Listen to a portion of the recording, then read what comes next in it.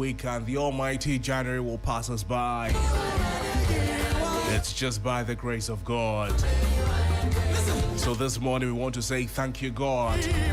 Not only when things go well, we want to say thank God even when things do not go our way.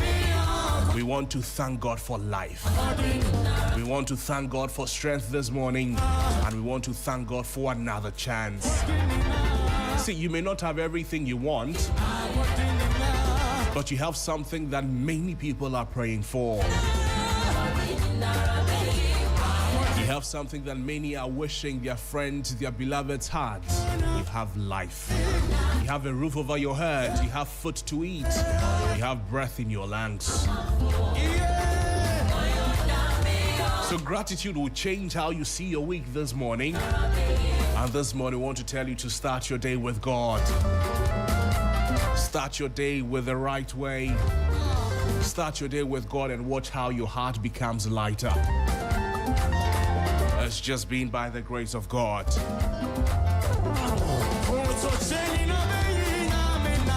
So take a moment this morning and express your gratitude, your heartfelt gratitude to the Almighty God for giving you another Monday, for giving you another week, for giving you another chance to make a difference, for giving you the breath to walk through the rest of the day. I'm sure you know that it is not by might and it is not by power. It's just by the grace of God. Good morning again. Welcome to Sunrise on 3FM 92.7. My name is Noble Crosby Annan.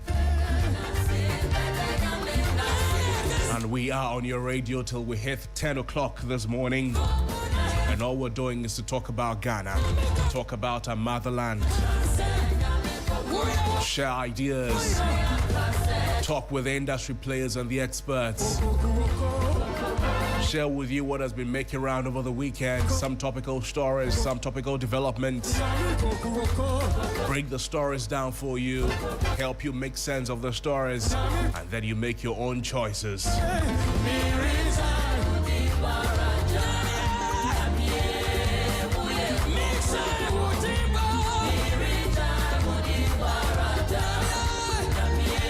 Just a word of advice for you this week, and we want to tell you that this week, be alert. This week the advice is that look before you act, listen well before you respond, and then think before you decide. These small things and that small thing you ignore can become a big problem. That small chance you notice can become a big breakthrough. Not every invitation you must accept. Not every argument must you join. Not every place must you go. This week, watch your time, watch your words, watch your circle. And sometimes what will save you this week is simply by paying attention. This week, stay sharp, stay wise, and then stay alert. And for us to stay alert for the rest of the day, let's speak with Felicity Afionyo from the Ghana Met. She's chief forecaster. So she tells us what to expect for the rest of the day. Felicity, good morning to you. Yeah, good morning, Kobe. How are you? Very well, thank you. How was your night, Felicity? My weekend was okay. The morning is also looking good. Talk to us about the weather. What do we expect for the rest of the day? Thank you, and good morning to our dear listeners and viewers. For today, the long-awaited Harmattan for the entire country has engulfed most portions of the country over the weekend, and today we expect it to be dry and hazy over the northern sectors, likewise over the transition middle and part of the coastal strip, especially those of us in the eastern coast, part of Volta and Greater Accra. Western coast, we expect them to have some few clouds, and then we expect them to have some dry atmosphere from the afternoon hours. For the afternoon, the sun will also be on us. Temperatures will be as high as 38 for the northern sectors. For the middle sectors, we expect it to be a bit hot, 35 to 37 degrees Celsius. For the coastal should be expected between 33 and 34. So the day is going to be dry and hazy and hot, a bit uncomfortable for us today. So we need to take precautions. We need to drink some water, and then we try our best not to stay longer in the sunshine. Thank you so much, Felicity, for the advice. Felicity Afenyo is chief forecaster for the Ghana Met, and she's advising us to drink enough water today. Can we dance? Can I show you a dance? Are you ready?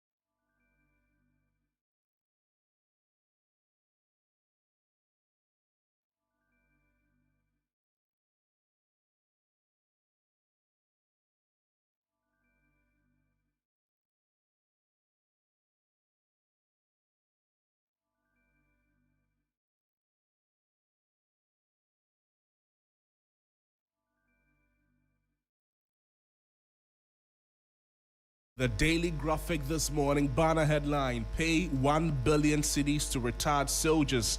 It's gratuity arrears under CI 129. President John Dramani Mahama has directed the Minister of Finance. Also on the front page of the Daily Graphic, will fight for welfare dignity of Ghanaians abroad. That's according to the Foreign Affairs Minister. And DVLA introduces reforms. License roadworthiness expire on holder's birthday.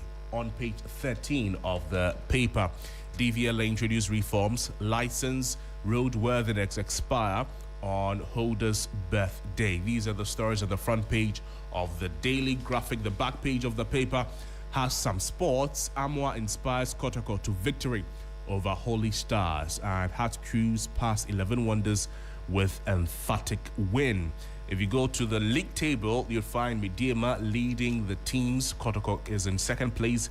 Adriana Stars is in third, and then Hearts of Folk in fourth place. And these teams make up the top four of the Ghana Premier League. These are some of the stories that the Daily Graphic is reporting this morning. Now to the Ghanaian Times newspaper. President cuts sword for 2,000 housing units for the Ghana Armed Forces. Announces pay rise for soldiers, and that's on page 12 of the paper. The president has announced pay rise for soldiers. Also, DVLA to implement major reforms leveraging technology. That's according to the CEO, Nikwe Korte there. AMA issues ultimatum to pavement traders on page 11. And First Sky Group marks 23rd annual Thanksgiving service on page 13. The back page also has some sports news. Flying starts for GRA hockey teams at 2026 ACCC, and Hearts Kotoko record big wins. These are some of the stories that the Ghanaian Times is reporting this morning.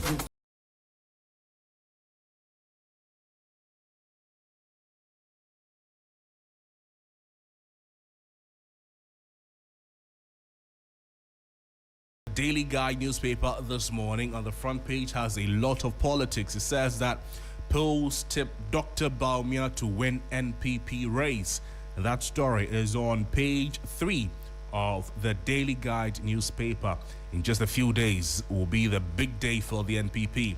The Daily Guide says that polls tip Baumia to win NPP race. Also on the front page, GHS driver busted with narcotics on page 6 of the paper. GHS driver busted with narcotics. The story is on page 6 of the Daily Guide newspaper. Court admits SkyTrain documents on page 3. Comes with a picture of Solomon Asamoah and Jacobu Galamsey's police clash, 1 dead.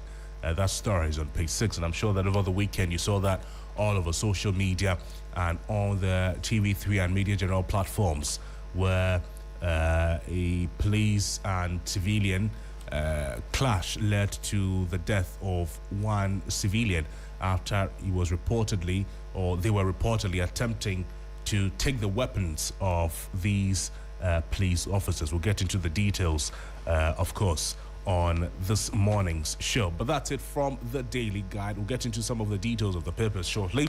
But now to the Republic Press newspaper. Also some politics. Baumia can threaten NPP cohesion.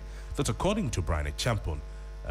Brian Champon is one of the 5 aspirants who wants to become flag bearer of the NPP and subsequently president of the Republic of Ghana. And the paper says that Baumia can threaten NPP cohesion. Brian Champon warns. Also 6 pick nomination forms to contest NDC Ayawaso East primaries. And that on page 3 of the paper. Mahama says Ghana's economic turnaround has exceeded expectations on page 3 of the Republic Press newspaper. Hey, one leg to the left side, one leg to the... Press on the front page. Concerned youth of Tema refute claims against TDC MD over children's park demolishing. Police arrest 3 Nigerians over Simbox fraud in Sakomono, and 13 Galamseyas arrested in Boyne Tano Forest Reserve. These are some of the stories that the Republic Press is reporting this morning. Now to the Supreme newspaper. On the front page, it says that there was no error in the Peace Pact document we signed. That's according to Kwabena Ejapon, and that's on page 3 of the paper. It says that there was no error in the Peace Pact document we signed. Kwabena Ejapon is also one of the 5 aspirants who wants to become flag bearer of the NPP going into the 2028 election, and hopefully, of course, he has plans to become president of the Republic of Ghana as well. Also, the Supreme newspaper, BOG rolls out specialized economic reporting training for media. Plus, Bishop Titio Fair accused of defying court order in Bachuana Spinter's land dispute. These are some of the stories that the Supreme paper is reporting this morning. There's also Africa's herbal future needs standards, not hype. Mr. Asidu Bwedu is saying, and Brian Champon questions Kennedy Ejapon's commitment to peace and unity in NPP over pact signing drama. Brian Champon questions Kennedy Ejapon's commitment to peace and unity in NPP over pact signing drama. And finally, on the front page of the Supreme newspaper, which is sold at only 5 Ghana cedis, is this: that I won't retract my outburst at Baumia, even after the fact prove otherwise. Kennedy Ejapon insists, I won't retract my outburst at Baumia, even after the fact prove otherwise. Kennedy Ejapon insists, and that story is on page 3 of the Supreme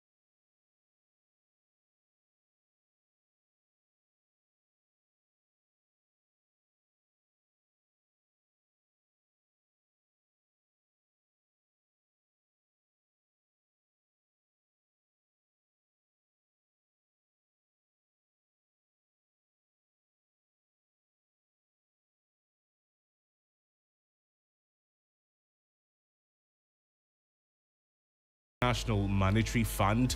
Also, fire sweeps through mechanic shops at Suffolk, destroys over 100 vehicles. Court remands man claiming a military plot to kill President Mahama. Also, my joy online this morning, EC assures readiness ahead of the NPP presidential primary on January 31.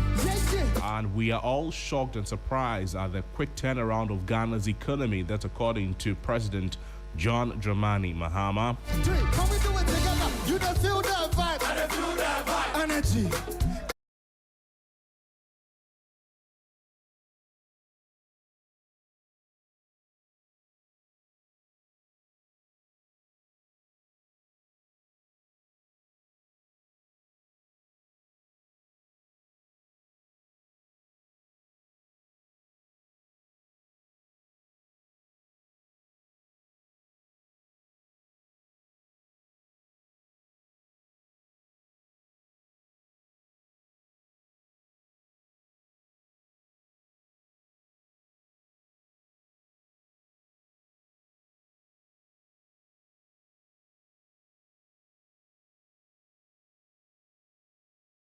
CityNewsroom.com.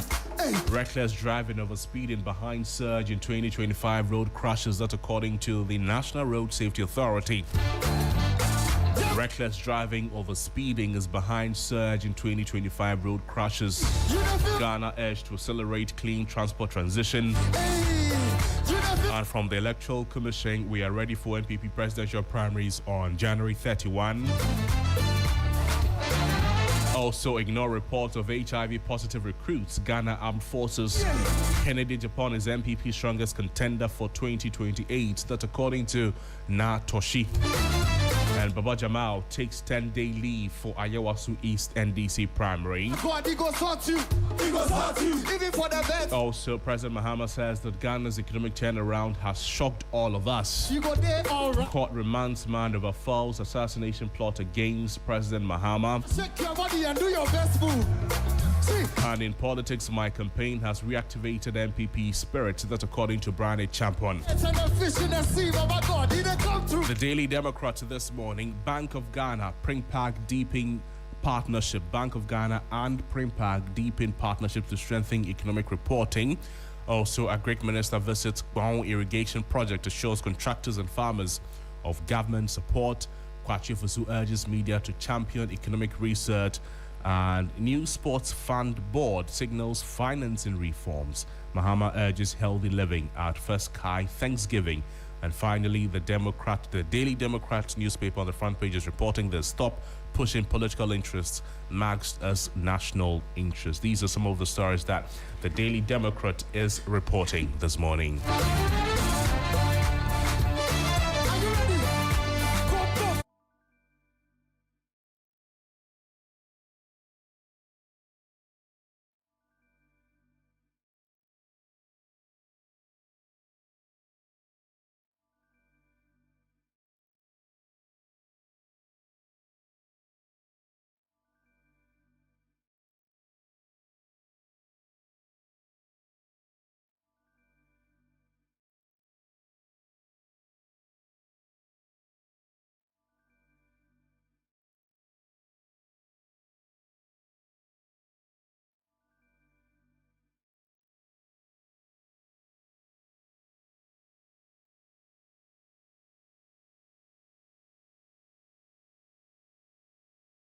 Some of the stories this morning, and Sisters Olo is joining me. Sisters, good morning. It's been a good week. The week just started and it's already good.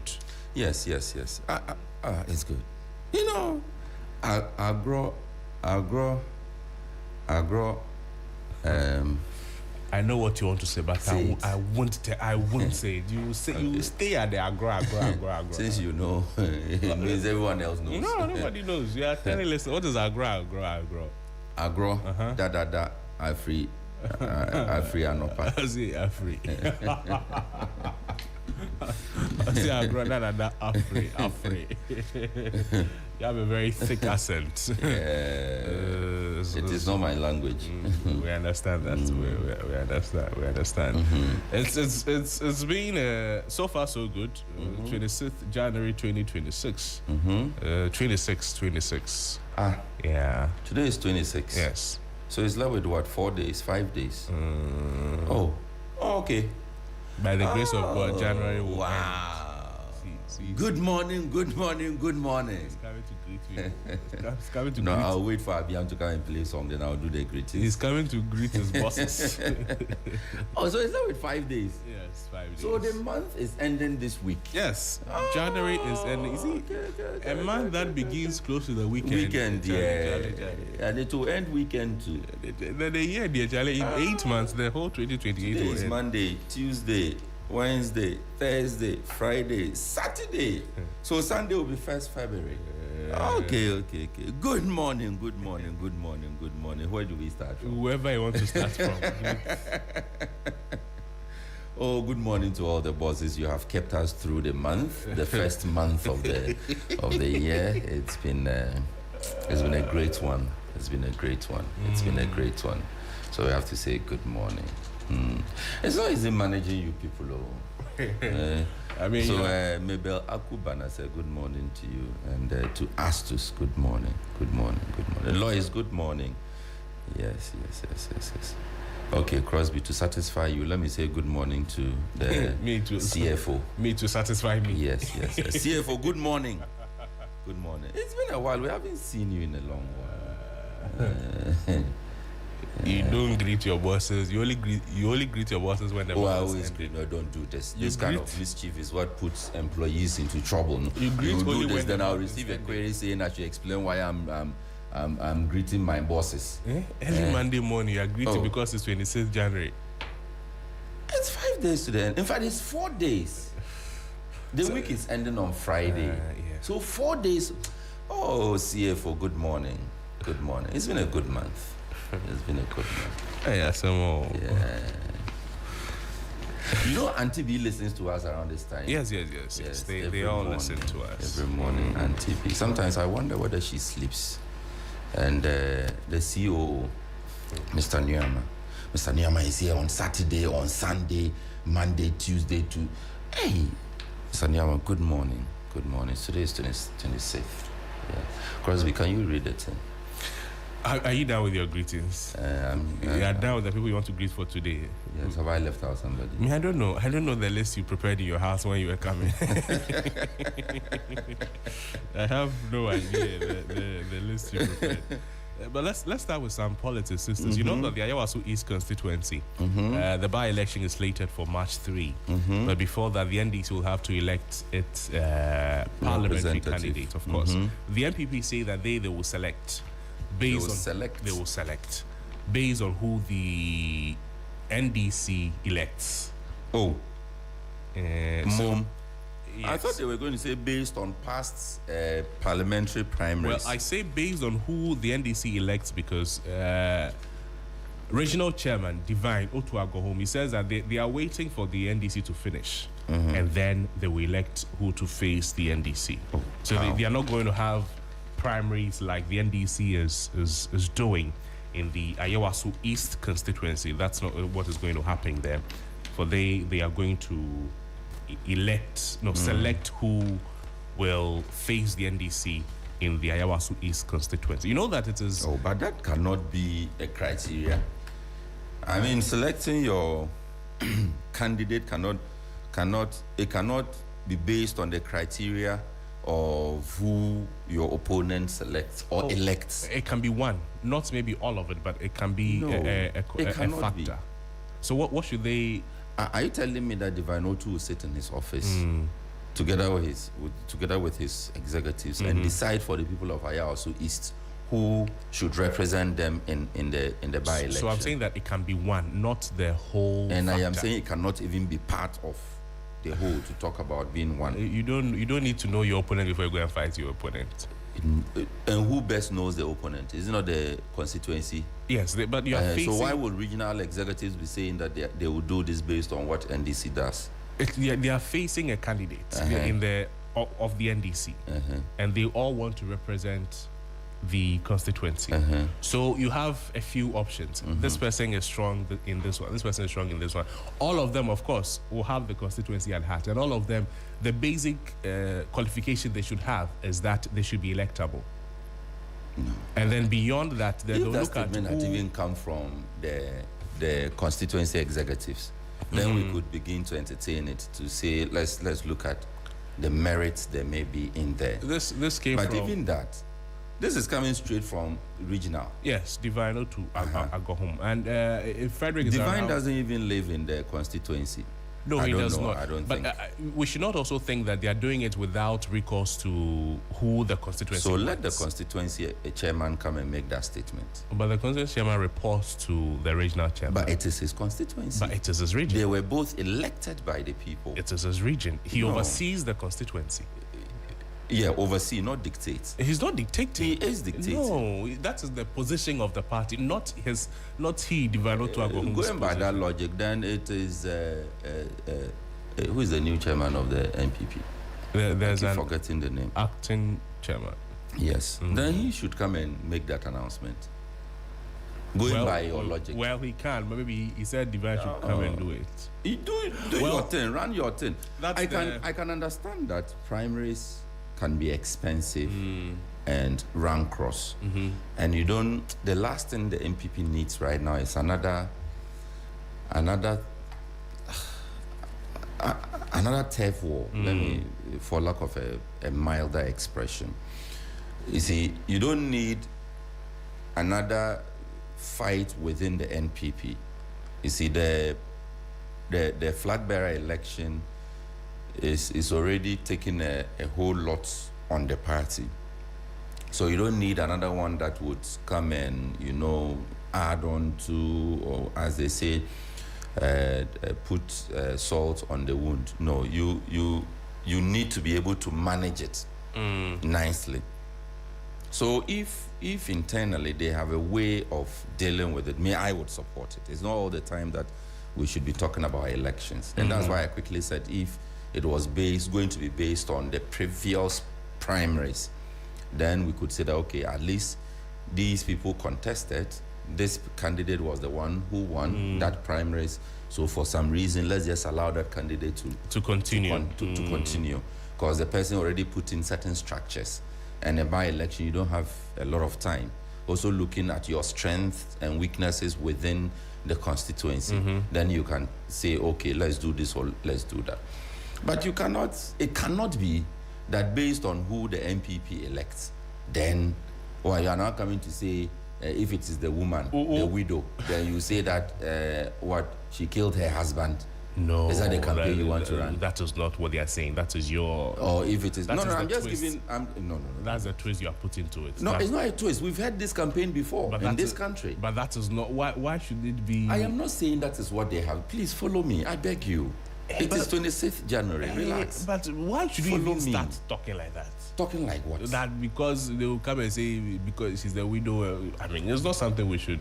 It means that you were not following my I'm saying that it should not my even chain be of thought. the first example. No, if you were following, you wouldn't have been... This interjection is unnecessary. But why this example in the first place?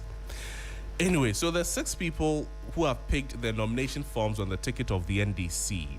They include the constituency chairman. His name is Mohammed Rami. There's also Hajia Amina Adam.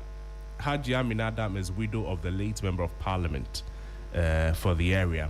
There's also Ghana's High Commissioner to Nigeria, Baba Jamal, and then Dr. Yakubu Azindo. Dr. Yakubu Azindo too is also has contended for the seat before. In fact, he contended with Baba Jamal against the late Ahmed Nasir Toure, who has passed away, and the others are Najib Mohammed Sani and then Salam Daru. These people want to, represent the constituency on the ticket of the NDC. And confirming the development on a media platform, the NDC's Deputy Director of Elections and IT, Rashid Tanku Computer, described the contest as keenly contested and outlined the party's roadmap toward the February 7 primaries. He He says that at the close of nominations today, 6 persons picked the nomination forms to contest the upcoming primaries. The wife of the late MP was the last person to pick nomination forms today, and it is going to be a very interesting contest. He added that filing of nomination forms is scheduled for Tuesday, January 27, after which the party will determine how many aspirants successfully complete the process. The Ayawaso East parliamentary primary, the parliamentary seat became vacant following the death of the sitting member of parliament, Mahama Nasir Ture, on January 4, 2026, after a short illness. And Parliament subsequently declared the seat vacant, prompting the Electoral Commission to fix a by-election for Tuesday, March 3, 2026, in line with the constitutional requirement. Well, Baba Jamal is also contesting for the seat, and then we understand that he has taken 10 days leave. Okay, Baba Jamal takes 10 days leave so that he can actively participate. You know that he's Ghana's High Commissioner to Nigeria, and he has stated that he is taking a 10-day leave to focus on the NDC parliamentary primaries in Ayawaso East, rejecting calls for his resignation. People say that he should resign before he can contest the parliamentary seat. I don't know whether it's something you agree with, is this? That he should resign. Yes, it's something I have always made that argument. There was a time in this country civil servants were taking what they called accumulated leave, right, to go and run for political office. And when they did not succeed, they came back to their civil, because he's waiting for them. It was always waiting for right. And that created a lot of confusion within our system, because you had people who would openly demonstrate partisanship coming back to pretend to be neutral in their work with their opponent who would have won the political office, and they then have to be the civil servants in those offices. And I think we succeeded in dealing with that issue in one of the court cases, where it was said that if you are a civil servant, be a civil servant. If you want to be a politician, then resign from your position. Well, this may be an entirely different case, where you have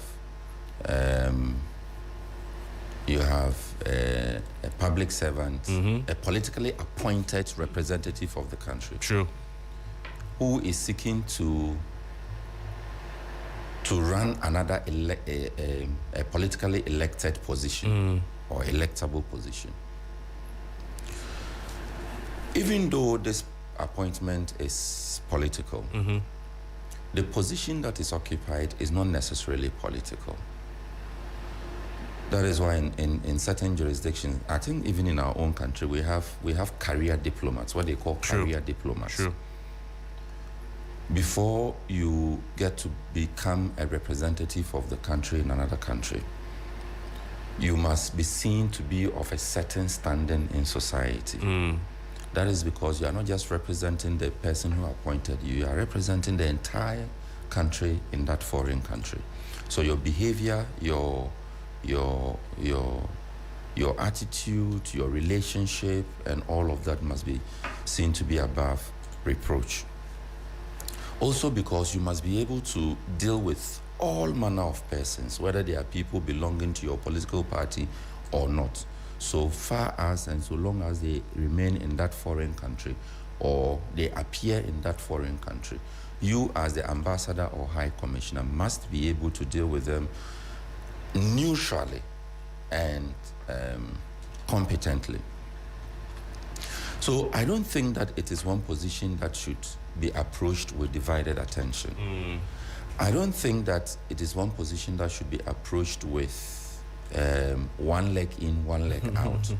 That you want to see, if you win this particular one, then the government would take the necessary steps to either recall you or replace you. In fact, he says that the decision to contest, it does not conflict with his diplomatic duties at all. And then he stressed that his post as the High Commissioner would only be relinquished if he succeeds at the parliamentary bid, just like you're saying. So if he fails, then he goes back to Nigeria. It sounds like jobs no day. Sounds like jobs no day. Make her handle this one well. You see, I don't know why we don't have that principle in our body politic, that once you hold a public office and you are seeking another office, you should be able to resign from that office that you hold and concentrate on the one that you want. In the previous administration, this was one argument we had all throughout, and my position has always been consistent. If you are a minister and you want to seek a parliamentary election, whether a by-election or a national election, or you want to become president, resign. Like your boss, the former great minister, who was a great minister and going around campaigning to be flag bearer of the NPP. It shouldn't be. You are ambassador or high commissioner. You are supposed to be stationed in that foreign country, which is the problem. Yes, you are entitled to leave. Realistically, what campaign can you do in 10 days? His people will help him. No, it's not his people. So it means that he's going to use more than the 10 days. On paper, he is on leave for 10 days. But realistically and practically, he is going to do more than 10 days. True. If we talk right now, they will say we should bring evidence. But you have talked it, so where's your evidence? No, I'm not talking yet because I don't have the evidence. But I mean, what you're saying is true. It means he is in Ghana only for 10 days. For 10 days. But before he came to Ghana, you cannot say that realistically he was not a political campaign in 10 days. True, and then it doesn't happen. It cannot. Do it. Even the JCR election, can you use 10 days to do it? Let's play the report by Judith, and that report explains the position of the NPP. In fact, there's a report that captures all the happenings in the Ayawaso East constituency in the run-up to the parliamentary by-election on March 3. This is a report put together by Judith Brown. The Ayawaso East constituency encompassing Nima, Mamobi, Kotobabi, and parts of Kanda has for more than 3 decades remained a firm electoral base of the National Democratic Congress, averaging over 60% in parliamentary contests since the return to constitutional rule in 1992. That long-standing political certainty has now entered a period of transition following the death of the sitting Member of Parliament, Nasa Turi Mahama, on January 4, 2026. The development has set in motion a new electoral calendar. The governing NDC is expected to hold its parliamentary primaries on February 7, 2026, ahead of a by-election scheduled for March 3, 2026. Already, the contest within the governing party is beginning to take shape. Among the names emerging are Hajia Amina Adam, widow of the late MP, Baba Jamal, former Member of Parliament for Akwetia and Ghana's current ambassador to Nigeria, and also Najib Muhammad Sani. Hajia Amina Adam's possible entry into the race has reopened national debate on widow succession in Ghanaian politics, drawing comparisons with past electoral victories by Lydia Seram Alhassan, Ophelia Mensah Hayford, and Linda Obinewa Akwele Oklu. Ismail Abdul Razak, a special aide to the widow of the late MP. I'm saying she never wanted to become an MP. Her good deed led her for people to call her to come and lead us. I think if they give her the nod, she will deliver. So I think we should put away this divergent views and make sure we will come together as one people after she is elected as the parliamentary candidate. Then we will go ahead and win the seat for NDC. The NDC will open nominations from Saturday, January 24, for interested persons to pick up nomination forms. On the opposition side, the New Patriotic Party says it will not cede the contest. The party's Greater Accra Regional Chairman, Divine Otu Agohom, has indicated that the NPP will contest the by-election. We had a National Executive Committee meeting yesterday, and a decision was taken that the regional party constitutes a committee to look at the processes of, deciding on who represents us.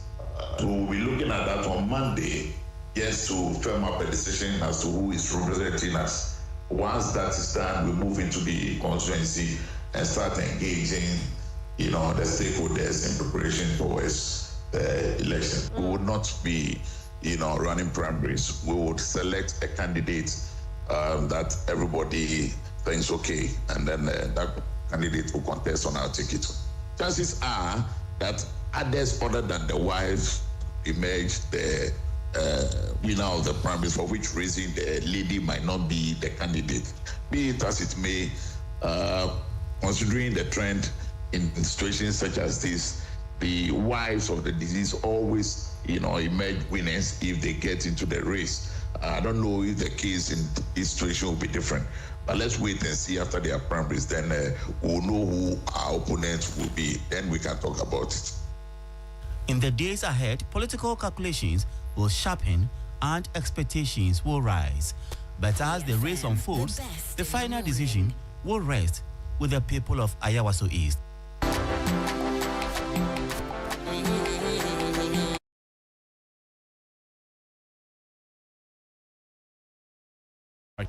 Detailing the happenings in the Ayawaso East constituency there. And Sixers, that's Divine Otu Agohom. He's the regional chairman of the NPP. That's their plan going into the elections. Najib doesn't have a picture. Baba Jamal. Yeah. So Baba Jamal, I understand, he arrived in the country yesterday. Yes, yesterday. So he's been away in Nigeria all this while. Yes. He's working. He's representing. Coming to use 10 days to win the election. Yeah. Okay. You know that he's former MP for Akwatia. Yes, I know. Baba Jamal. He wants to do the thing that Boniface did. Sadiq. Yeah. Boniface is now with UP, right? Alaji Boniface Sadiq. Yes. UP Plus. Yes. He's one of the key advisors to founding father. I mean, for somebody who has won successive elections in different constituencies on the party. Anyway, he's not the one we are talking about. So Najib, let's find a picture for Najib. Najib Mohammed Sani, Dr. Yakubu M. Azindo, Hajia Amina Adam, that is the widow. The tag widow, must it come with her?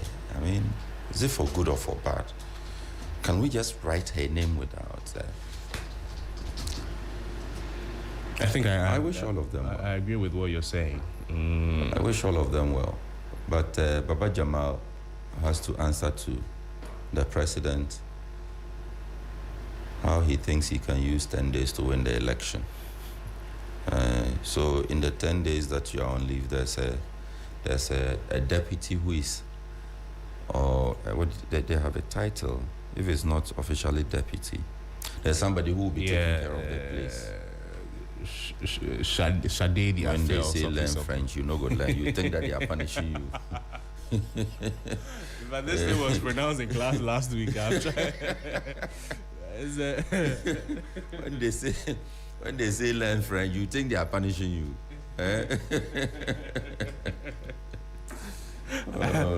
I can't even type it. So this election is exactly when? This will happen February 7th. February 7th. Yes. Okay. So let's talk about January 31. This is on Saturday, coming Saturday. Right. Ghana's favorite newspaper has reported on the front page that the polls are tipping Bawumia to win the NPP race. And that story is on page 3 of the paper. Comes with a picture of Alaji in the middle, surrounded by Dr. Yao Ose Educhum, Dr. Brian Champong, Kobne J. Japan. Please don't be omitting the J. The name has a meaning. KAA. We, the supporters, we won't agree. Oh, okay. Kobne J. Japan. You don't say Kobne Japan. You are Team Kobne J. Japan. Kennedy Japan. You see, there has to be a distinction between Kobne Japan and Kennedy Japan. No. Do it KAA. We like our KAA. Come and do KA. There's a difference. If you look at the smiles, the smiles are even different. So you know, Bernard Champon has been talking 60s, and that is after the signing of the Peace Pact. And then everything he's saying is corroborating what people say, that all is not well. In fact, in one of the videos, but at this point, I don't think anyone argues that all is well with the MP. The fact that at this point we all agree the that fact that the Peace Pact was just a charade, that is what interests me. He says that even at the signing, if he had not held Kennedy Japan's hand to tell him that, Ken, comport yourself, smile. Stop that thing you are doing. He and Baumia, he says God intentionally put him in the number 2 position so that he will separate the two. If you put the two these are his own words. He says this is after the signing. So I can just imagine him. He would turn.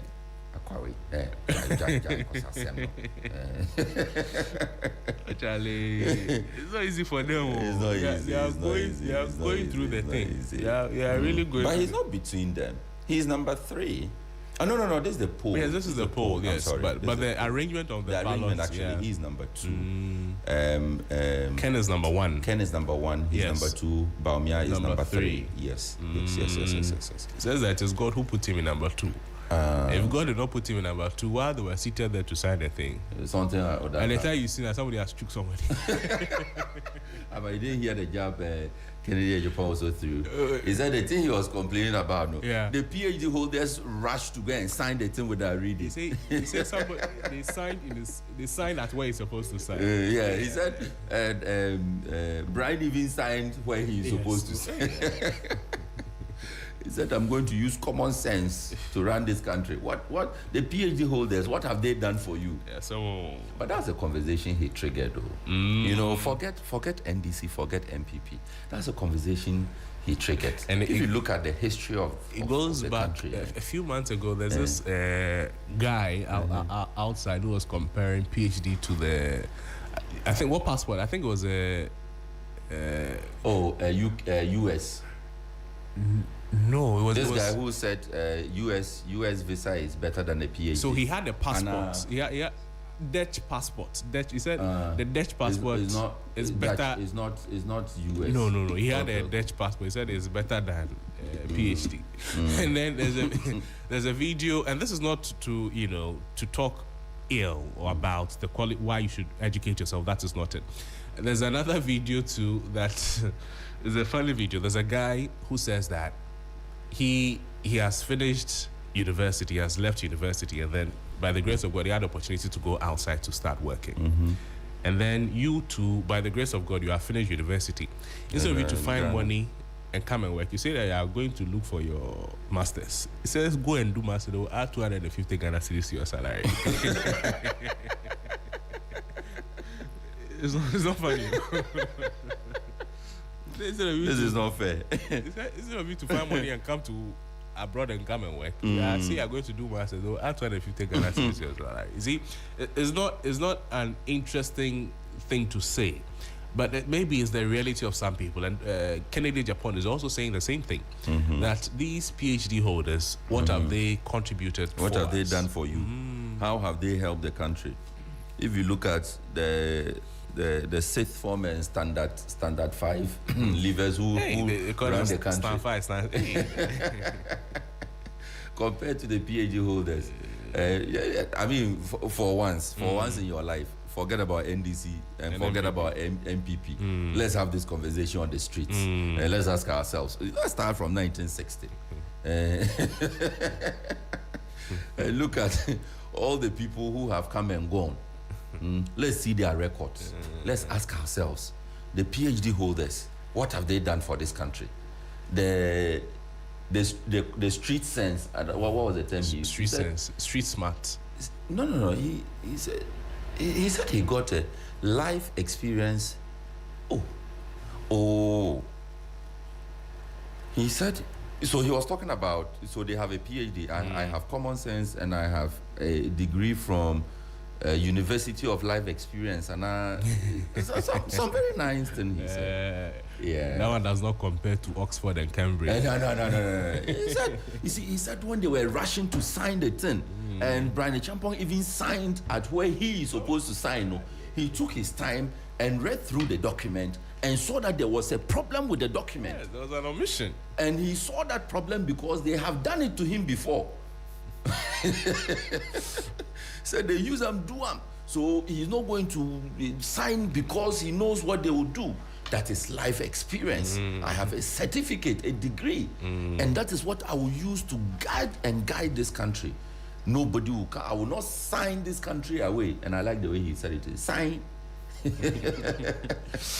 Man, sign. 60s, we have to take a few calls, but I'm sure you're down with that. Can we talk about the concern we have on our roads, the latest statistics from... In getting done with this, let's continue to plead with the NPP that we need the party to come out of this primary in one whole piece. Whatever happens, whether Baumia or Kennedy Ejapong or Brian Champong or Process, Ose Duchum or Kobneje Ejapong, whoever emerges winner, the rest of them should rally behind the person. And I mean, they should stop fighting over. There's still a significant 21% who are not sure where they are voting. Yeah. It's just 5 days and now 6 days to the election. If 21% of the voter population still is not sure, it means that a lot of work still has to be done. So bury your differences, focus on the campaign, and let peace reign. We need a strong NPP. Of course, we definitely need a strong opposition. Sisters, I know we said we'll talk about the road safety thing, but let's take a few calls and then we invite sports. In fact, this road safety concerns, we'll get into the details on our big conversation segment because the numbers are worrying. We've seen a 9.3% increase in the number of crashes from 2024 in the year 2024 and 2025.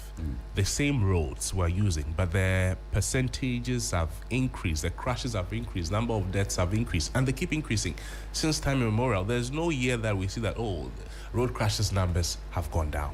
We spoke to the director of elections, says that all they need is money to do campaign and enforcement. Road safety has always needed money. You can call us 0559242717, 0556910154. Let me add you a headline. Yes. For the calls. DVLA introduces reforms. License roadworthiness expire on holder's birthday. So it's no longer from the day you renewed, but on your birthday. So that you remember. Yes, you And don't then say you for like those of us who are always forgetting. Hello, good morning. How are you, sir? Great, talk to me. You and your family. Hello? I can hear you, sir. How are you and your family? By the grace of God, we're doing very well. And let's share the Almighty God. Unfortunately, we lost him. Hello, good morning. Good morning. I'm here. There's your brother Nanamwako. Nanamwako, talk to me. Opening Nadia and Saturday, you can be near who be a party, no, and no, the Aqua election 2028 election. Let's the MPP delegate say, Omunchi Ghana for air cano opening and net of foot trap. You see, MP is a no media, Mufaka Japombra, and net promo for air can, a carpenter for air can, mason for air can, Timu for air can, and central for a soft for air, so they can depose maybe a man and MP. And this entity said, the only politician.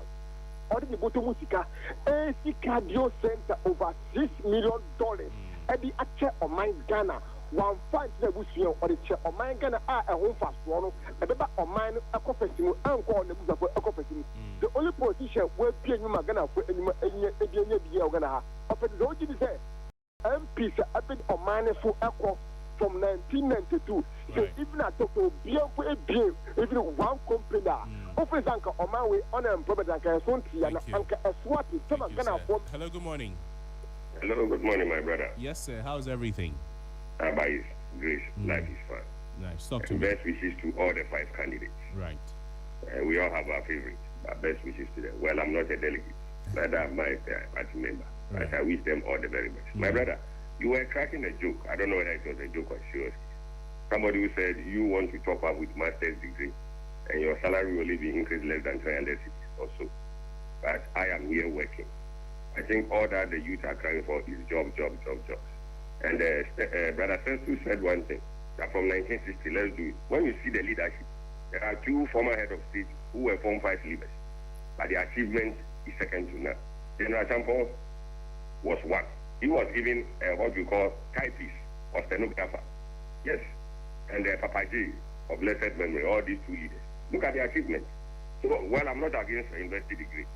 It's one of the best. I'm not against. And some of us who have been calling to, we also have first degree or second degree. Even some more than that. Even sometimes there are seasoned lawyers who have disguised themselves as scholars. True. Just to share their views. Yes, it's true. But all I think now is what we should go into the, if it is NVTI that we want, let's develop it and develop it practically. Right. So that people have skills and they must be what? Employable jobs, sustainable jobs. True. Of Not course. just this type of my party is empowered and we push people in. People come, they push them out. Thank It you. is not helping the economy. Have a blessed morning. Thank you. Hello, good morning. Hello, good morning. Yes, sir. Hey, Professor, Ghana. how are you? Please, I'm doing good and yourself. Fine, thank you. Talk to me. But last week, Mem Zipsi, into this week is Mem Zipsi with the shut out. We can then MPP, yes, in Kakanda, one so where the next contest. When Canadian Japan was part of MPP in the last 8 years. Our promised jobs, the 5% everything. We know what the unemployment rate from 7% and Mahama in 2016 was equal 15%. And so Marina and I'm on pension. And so my road safety needs an accident in Elkono. No matter the education I ever Yana Port one. Them title boys in Abana. Jan will use report one. And the emperor for no what I said the one with the Damakano or your liability for where they are a long journey. Shakani accident. I look at how an attached to Numu in a bouquet.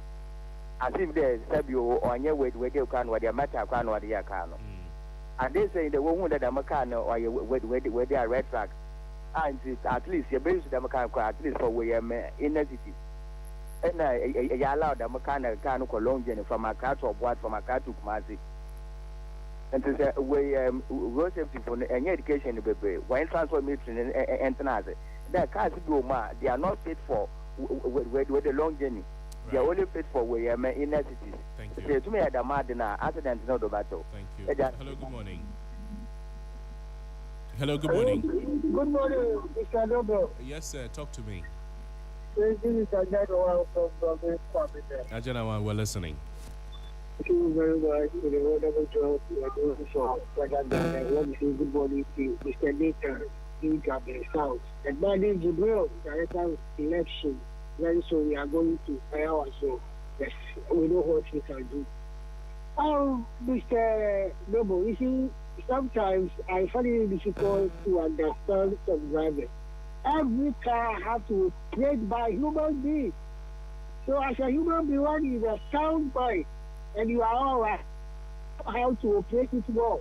But every car has its license set or whatever we call it. Unfortunately, we lost him. Hello, good morning. Hello, good morning. Yes, sir. Your name and where you're calling from, please. This is Claude, calling from Zenukun Katamaso. Hi, Claude. We're listening. Yeah, and I don't pay my winter money time. And next time, you mean Fantia Honorable Kopoku Chief. A review will be a Yamemana who are then on Franco Swing Juma. Or don't you maybe any Ebuso. And Bunkam Tamasu Mayo. Iki, Echiao. That Boggy, either they make a Boggy Cano, a Kumnipo or Maymudo Dobra. Boggy can a family cow, today and Kawu, sorry, I now know Bana at least Matram Namoko. But the Boggy Kai, Edia year, a crowd to Kumate, a crowd to Takwa, long distance. And they Kumnipa, the transport minister almost at the Mudomanisha, Copem Tambay. Omunje no muntu wana moma yen because kum nipa dodo. Kum nipa na no kumate kwan so ebi pa me ko pie so no bra. Na awreho keke kan ma chemienu. Wahu. Enti transfer minister no omunje ni ye mayen. O man panyin so won to ko tia soja po no awo soja po no promise wo mo so match mo betwa mu sika bia ma wo mo sika na ban na o twa mu no wantia no. Obetia ma wo mo. Right. When you friend of man penny no, and your man penny be about the soldier police for TKD yet. On also one way a man blue pa. Thank you. Hello, good morning. Good morning. Yes, sir. Your name and where you're calling from, please. Frank Narrow News. Frank, we're listening. I'm fine, thank you. I'm fine, Frank. Okay.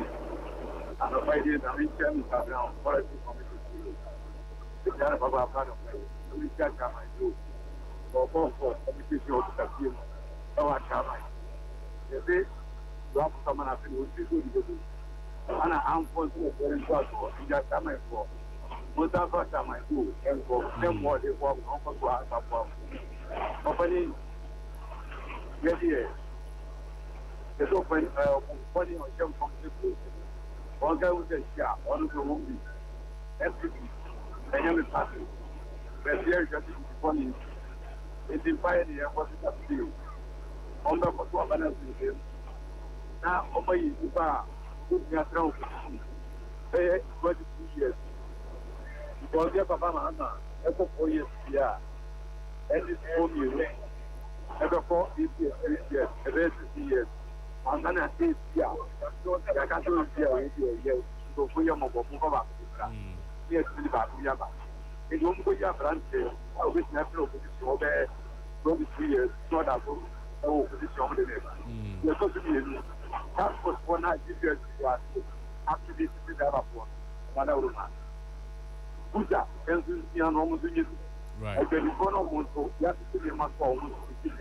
How many of my what is being in the gas and also, almost what you think, and 50 and so mono. Right. Frank, thank you. Hello, good morning. Good morning, sir. How are you?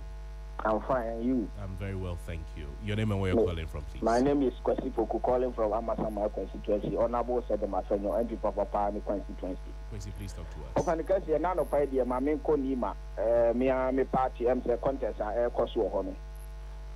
So him Rashibi Joma, mean yet Saba politics, dear, but Osham Rashibi Joma, MC or Muslim ni Baba Kope. And our parliament, your bar. The best thing. So they said the Yamami or Ban or no, so that's our opportunity, and Kabemi the year pa because a ma will be a ma, she said the Mammy Professor Nana Jane. Or didn't young son, ni Bibia, His Excellency John Dramani Mahamana, or Mana Fan into my perfect, Mimi Yamamin, so we need in a Kabemi the year. Open the case here. Cars na etumrika buburuja or kwaswa ya na ebinimu blemu transport minister ni ade ade ye best say you an driver for transport minister you no na tiski na nim no the car na tumrika wo ye a driver for no mutu sa Toyota no young boys na said don be cars ni tumrika no ani enya so onya opportunity kakra bi amrika di car ni betu no me trans aka ni mu emma kwa ma wo driver no nya de because me so me driver and ye best say police barriers na wo kwam na so obu check sa na ma no na said the cars ni hwia si kum ni pa na eto betumi atwa na niam atumi akoye MPP de so omu de da bia ko ayi kasa dede sa na omu kasa said the president ma ma ebu ma yi koyi kan de ja for oba de na oba be ontimi ma ye bi mfa ma Ghana so commander nyame sha ni juma pa wudi wa. Hello, good morning. Good morning, this is Papa BC. Papa BC, how are you, sir? I'm fine, my brother. Talk to me. What is happening at Tema? Who are those against the TDC board? I mean, the Courage McCarthy.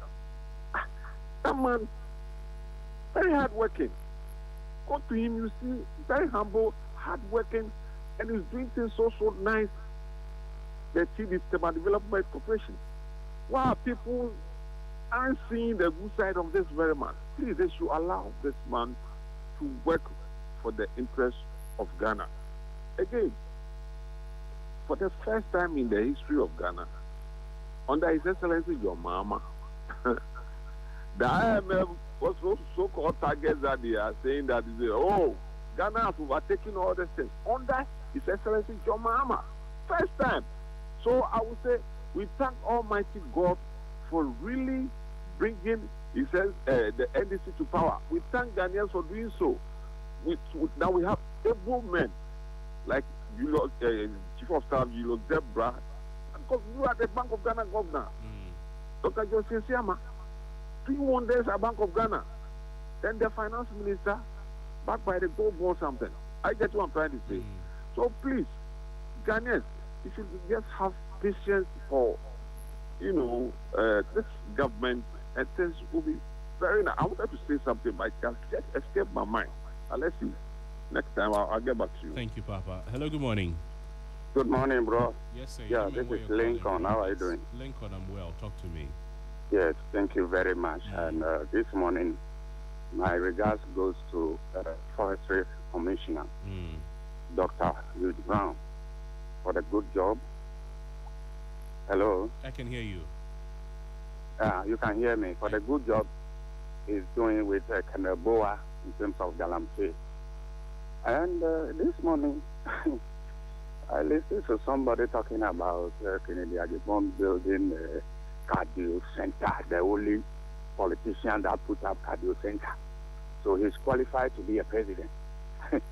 You see, these people, we know the record of Kennedy Agibon in this country.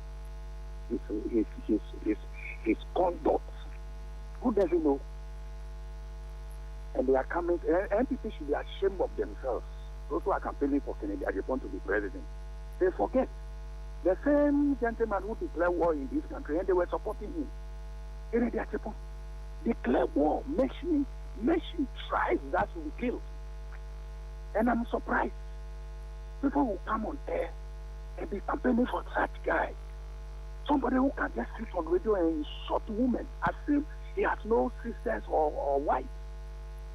So for me, those who are campaigning for him, it's like they don't know the man.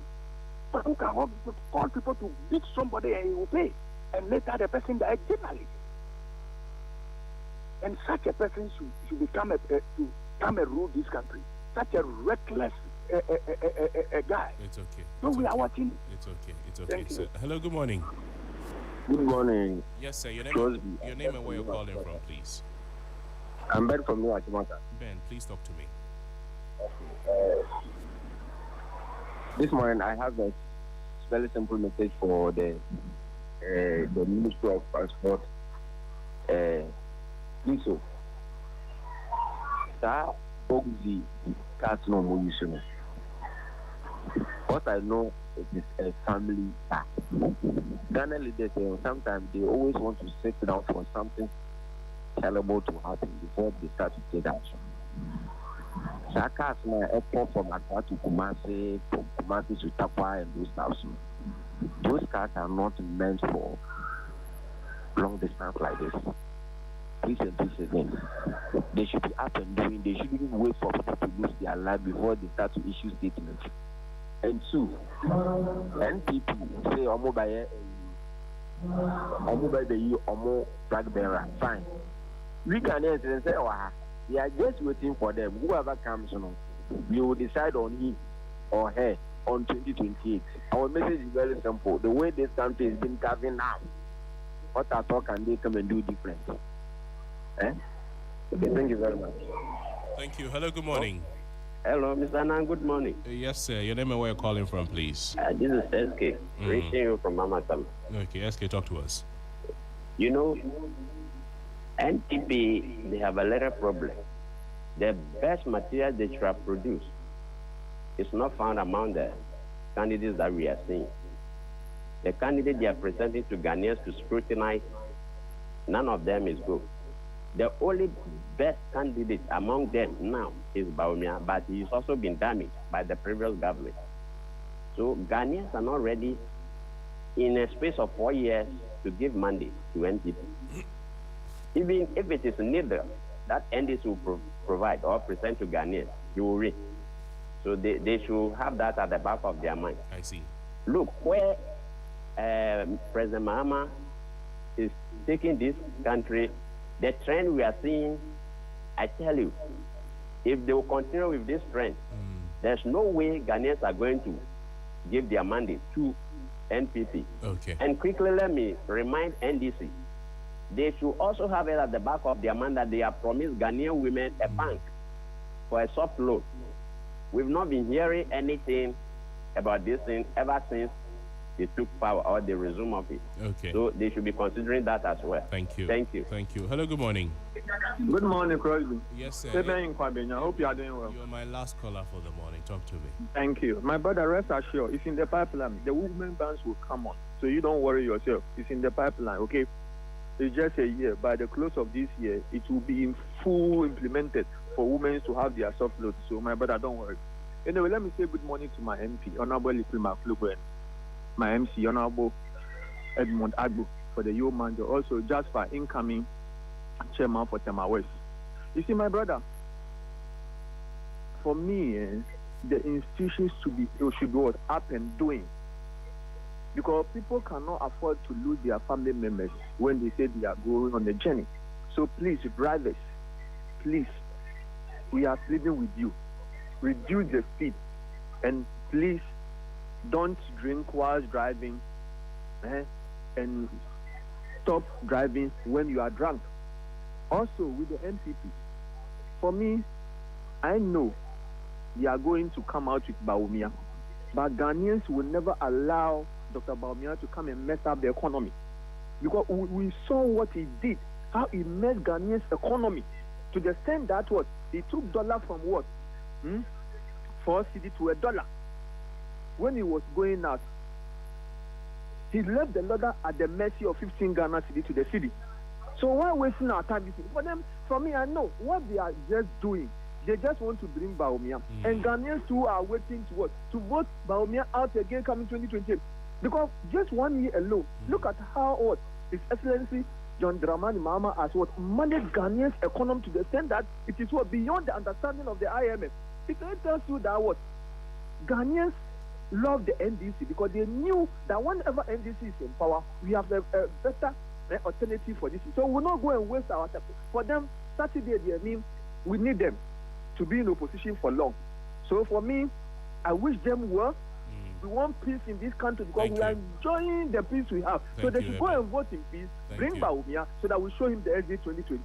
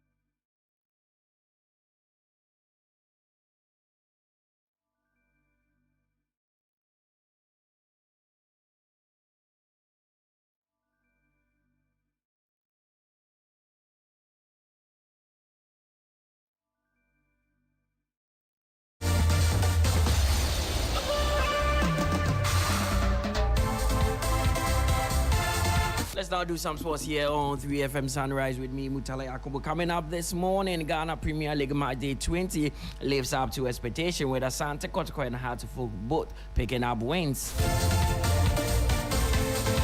And in England, it was a dark day for Arsenal as they lost at home to Manchester United. Order them all coming up shortly.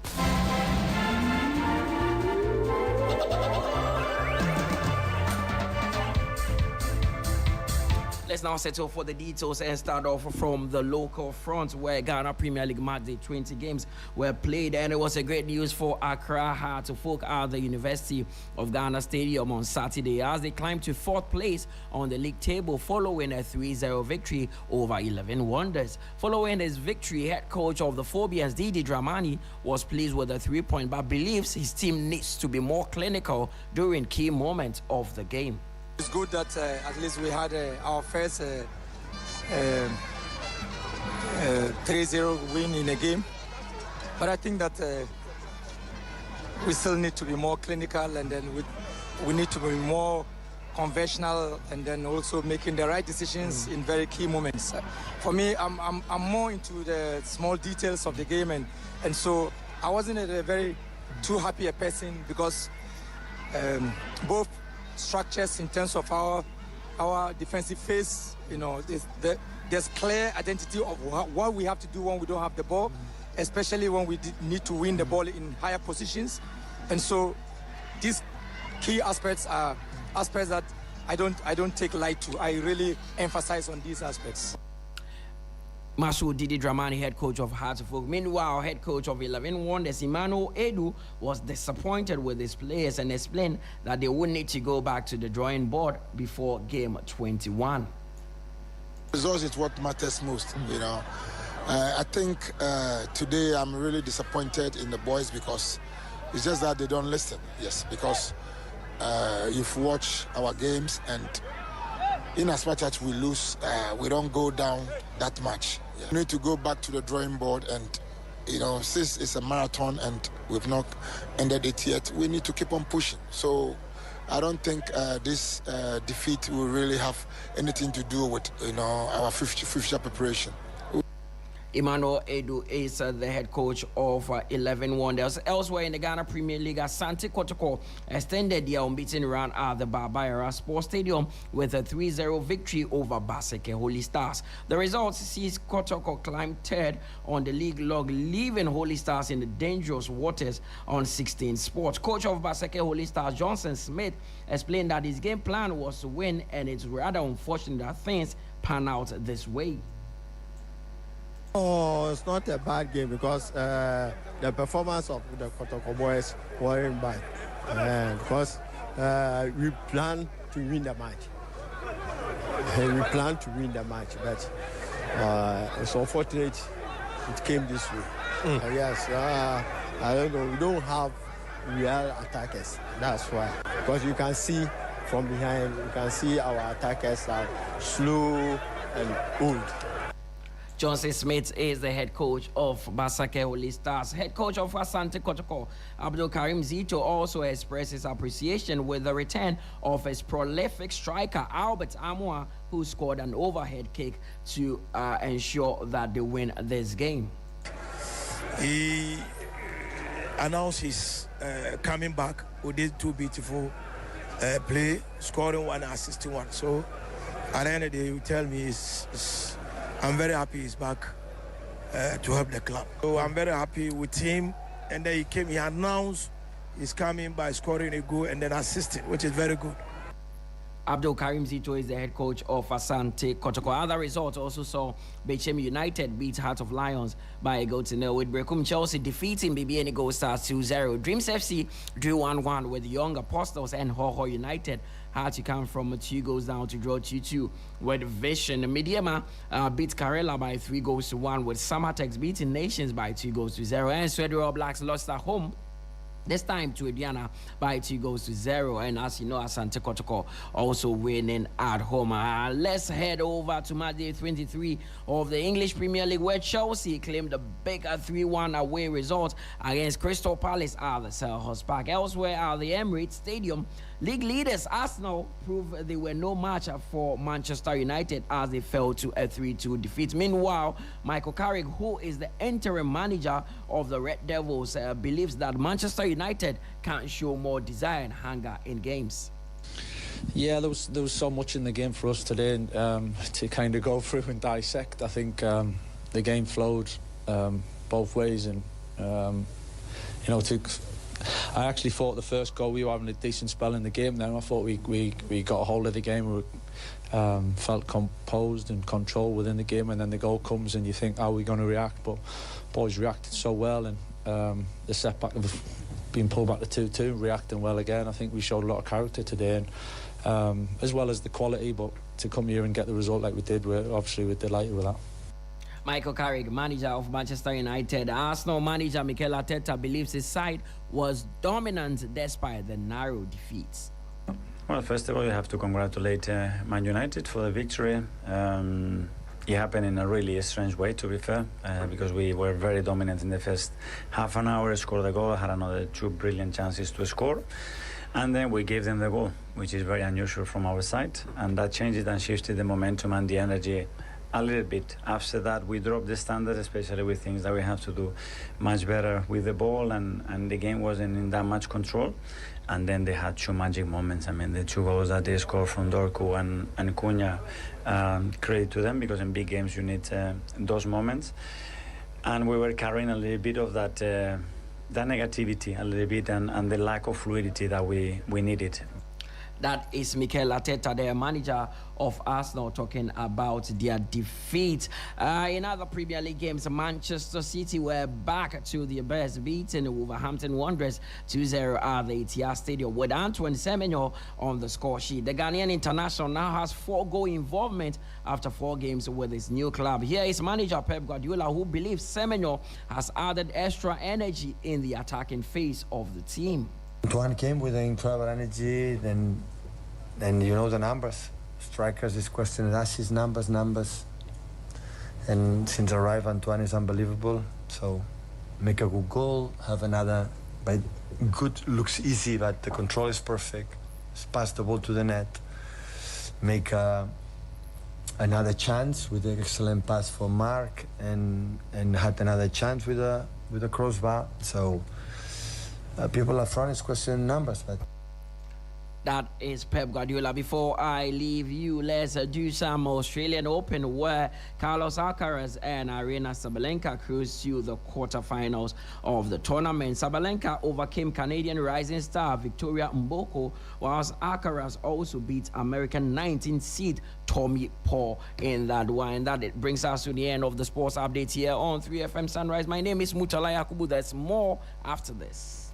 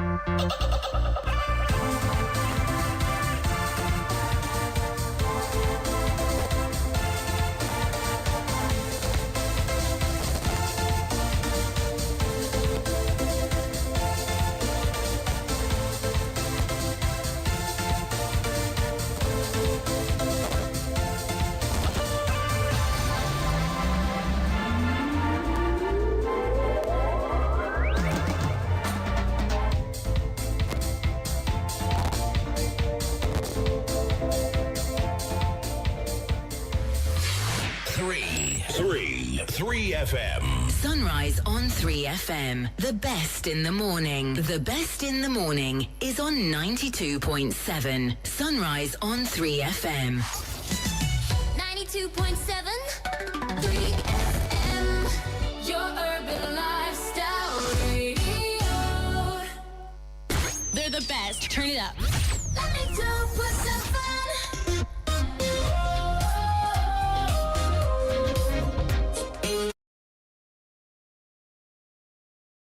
The Electoral Commission has reiterated its commitment to organizing free and fair elections this December.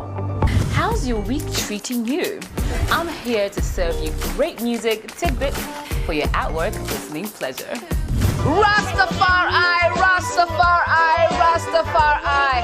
Our Father, who art in Zion, Kanamawe, Kanamawe, Kanamawe. Oh, turn it up! Come into the mountains, sight and I grandfather. It's time to drive you home in style with great music, the 411 and all your favorite songs, what's happening around town, and so much more. And in the headlines today, the two leading political parties have been addressing the public on allegations of corruption. The Black Stars coach has unveiled his squad for the upcoming games, and there are some interesting names. Pull up! The weekend is here and it's time to turn up. Get your dancing shoes on, Lego. We really do have it all. It's a premium mix of information and entertainment every single day on 3FM 92.7, your urban lifestyle radio.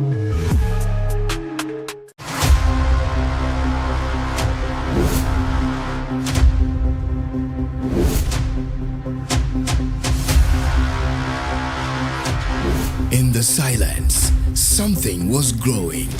The journey continues. The calm before the storm.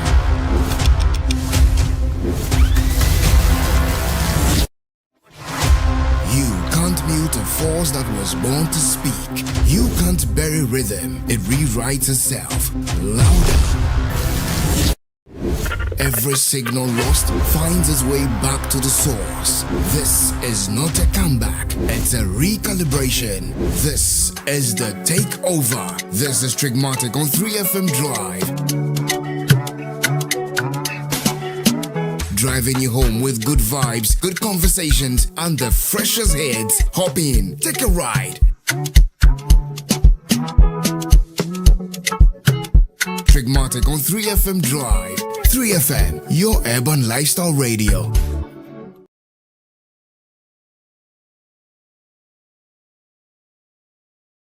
The Electoral Commission has reiterated its commitment to organizing free and fair elections this December. How's your week treating you? I'm here to serve you great music tidbits for your at-work listening pleasure. Rastafari, Rastafari, Rastafari. Our Father, who art in Zion, Kanamawe, Kanamawe, Kanamawe. Oh, turn it up! Come into the mountains, sight and I grandfather. It's time to drive you home in style with great music, the 411 and all your favorite songs, what's happening around town, and so much more. And in the headlines today, the two leading political parties have been addressing the public on allegations of corruption. The Black Stars coach has unveiled his squad for the upcoming games, and there are some interesting names. Pull up! The weekend is here and it's time to turn up. Get your dancing shoes on, Lego. We really do have it all. It's a premium mix of information and entertainment every single day on 3FM 92.7, your urban lifestyle radio.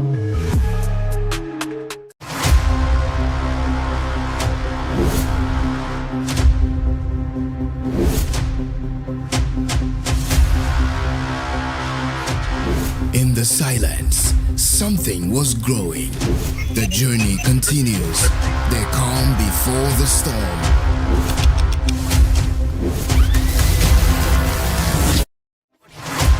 You can't mute a force that was born to speak. You can't bury rhythm. It rewrites itself. Louder. Every signal lost finds its way back to the source. This is not a comeback, it's a recalibration. This is the takeover. This is Trigmatic on 3FM Drive.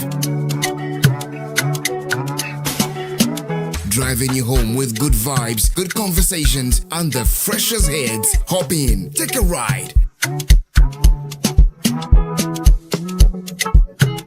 Trigmatic on 3FM Drive.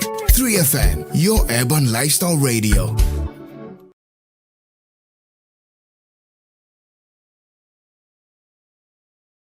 The Electoral Commission has reiterated its commitment to organizing free and fair elections this December. How's your week treating you? I'm here to serve you great music tidbits for your at-work listening pleasure. Rastafari, Rastafari, Rastafari. Our Father, who art in Zion, Kanamawe, Kanamawe, Kanamawe. Oh, turn it up! Coming to the mountains, sight and I grandpa. It's time to drive you home in style with great music, the 411 and all your favorite songs, what's happening around town, and so much more. And in the headlines today, the two leading political parties have been addressing the public on allegations of corruption. The Black Stars coach has unveiled his squad for the upcoming games, and there are some interesting names. Pull up! The weekend is here and it's time to turn up. Get your dancing shoes on, Lego. We really do have it all. It's a premium mix of information and entertainment every single day on 3FM 92.7, your urban lifestyle radio.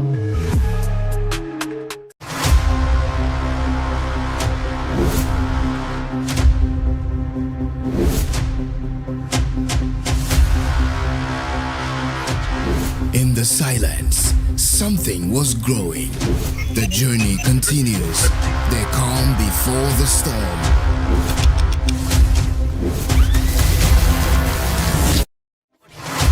You can't mute a force that was born to speak. You can't bury rhythm. It rewrites itself. Louder.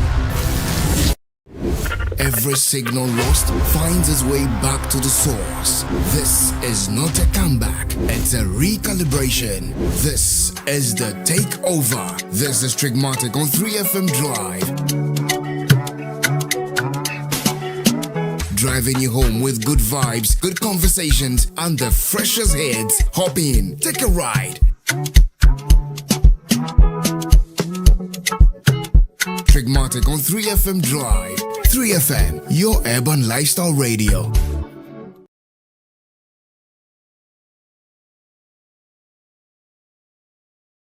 The Electoral Commission has reiterated its commitment to organizing free and fair elections this December.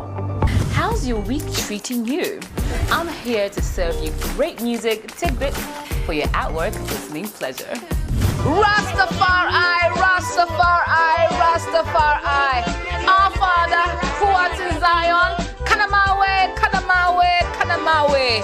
Oh, turn it up! Coming to the mountains, sight and I grandpa. It's time to drive you home in style with great music, the 411 and all your favorite songs, what's happening around town, and so much more. And in the headlines today, the two leading political parties have been addressing the public on allegations of corruption. The Black Stars coach has unveiled his squad for the upcoming games, and there are some interesting names. Pull up! The weekend is here and it's time to turn up. Get your dancing shoes on, Lego. We really do have it all. It's a premium mix of information and entertainment every single day on 3FM 92.7, your urban lifestyle radio.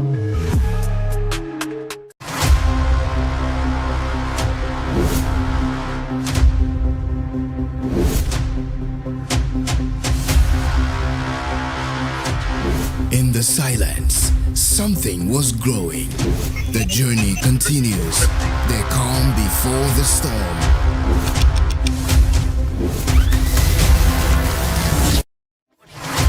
You can't mute a force that was born to speak. You can't bury rhythm. It rewrites itself. Louder. Every signal lost finds its way back to the source. This is not a comeback, it's a recalibration. This is the takeover. This is Trigmatic on 3FM Drive. Driving you home with good vibes, good conversations, and the freshest hits. Hop in, take a ride. Trigmatic on 3FM Drive. 3FM, your urban lifestyle radio.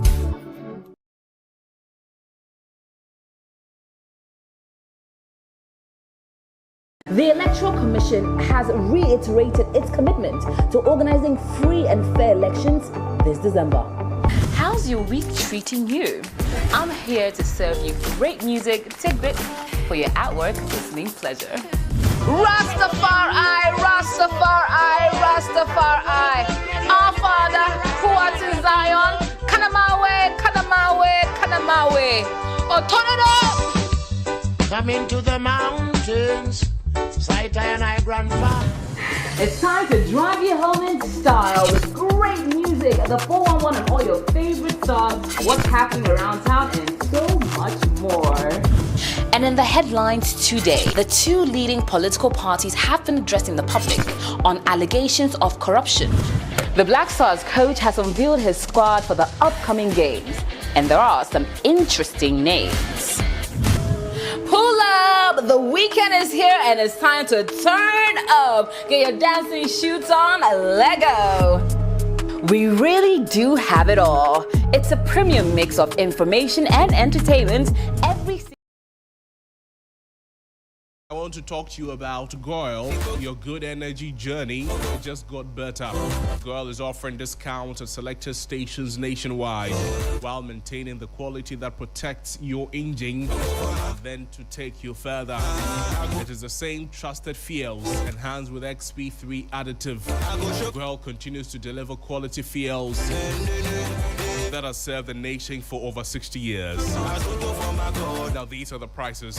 Super XP, which was originally at 10 cedis 99 pesos, it is now at 9 cedis 99 pesos.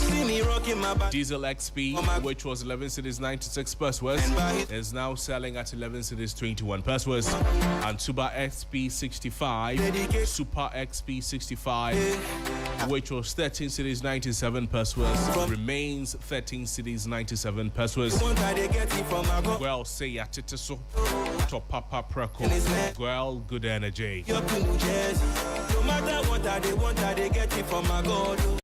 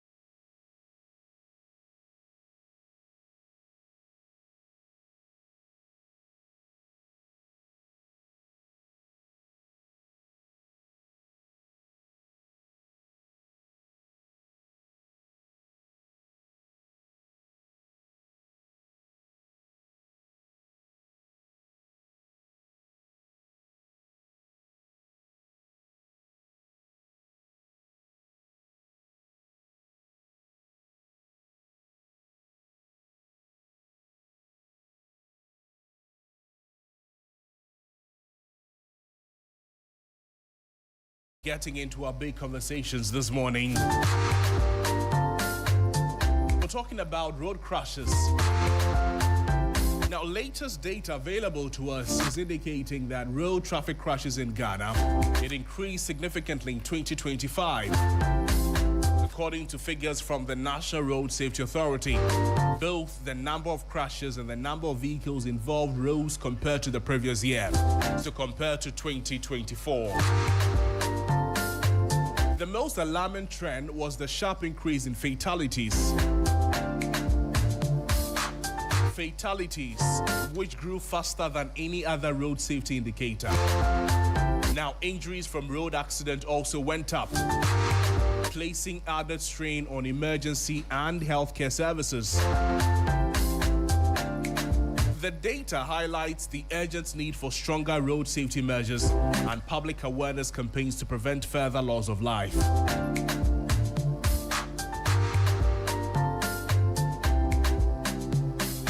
So we'll be talking about numbers, but we're talking about something all of us use every day. We're talking about the road we take to work, the road our children cross to school, the road we assume that we will return on. In 2025, the road became more dangerous.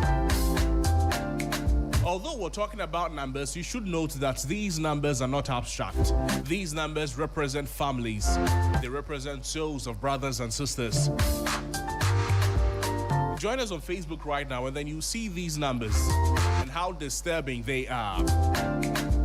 But we'll try very much to put it in very simple terms for you.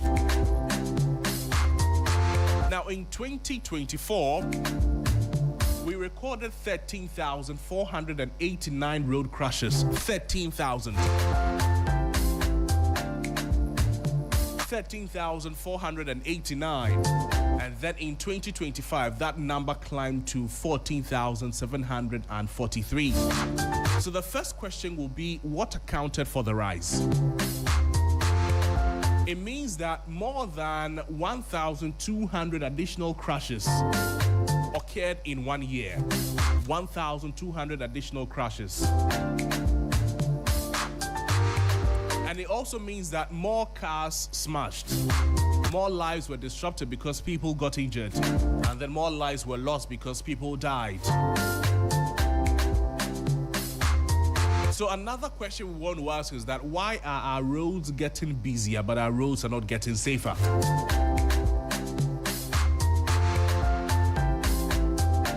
Now, this is where the numbers stop being very comfortable. Listen to this. In 2025, nearly 3,000 people died on our roads. 3,000. In 2025, nearly 3,000 people died on our roads. Over 16,700 people were injured. 16,714 they were injured. If you compare that number to 2014 was 15,607. And then 2025, 16,714. They were injured. Arms cut, legs cut. Various injuries. They had to undergo surgery. Skulls cracked, fractures. 7.1% increase from the number in 2024. For pedestrian knockdowns in 2025, 2,561.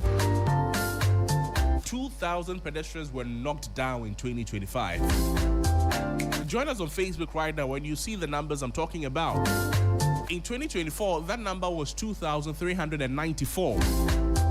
And then we saw a whopping 7% increase.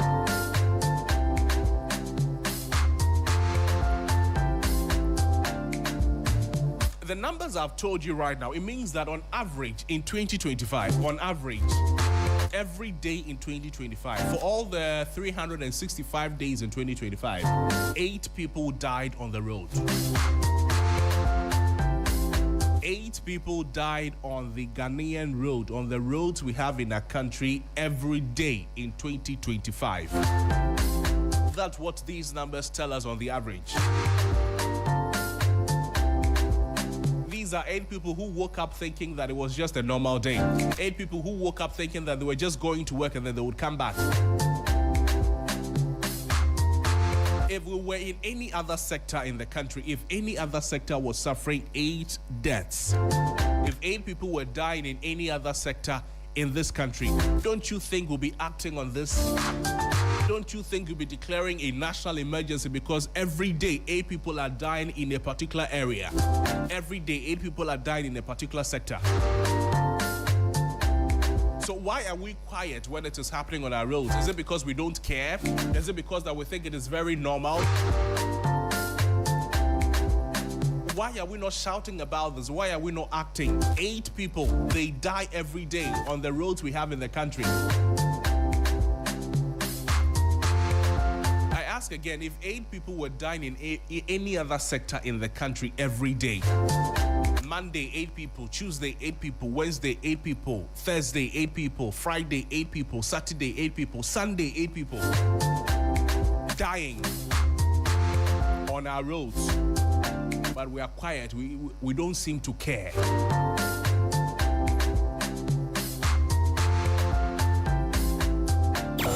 3FM Sunrise. The conversation is urgent and it is long overdue. So when you strip away the chart and the percentages, the truth remains that road crashes are not accidents anymore. If you're looking at the number of drivers, the number of commercial vehicles, private vehicles, and motorcycles involved in these crashes,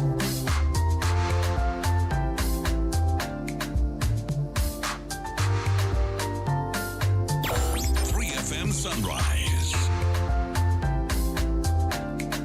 In 2025, private vehicles topped the list with over 10,000 cars involved in road crashes. 10,000 private vehicles. And then these tell us something that is very uncomfortable, that it is not always about commercial drivers. It is not always about commercial drivers. 10,000 private vehicles were involved in road crashes. It is about how all of us, how we drive on the road. And then next are the commercial vehicles. We're talking about the trotros, the taxis, the buses. 8,300 of them were involved in crashes. And these trotros, they are vehicles that carry workers, they carry students, they carry traders, they carry your brothers and your sisters to work and from work. They carry the entire nation, they carry livelihoods. And then if 8,000 of them are involved in crashes, it's a worry. And then there are motorcycles as well. 6,548 of them. All in last year alone. 6,548 crashes last year.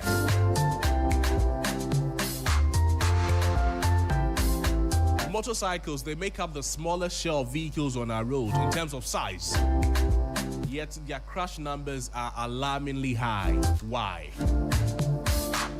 Policy makers, this is a clear signal that motorcycle safety is no longer optional. It is urgent and it is long overdue.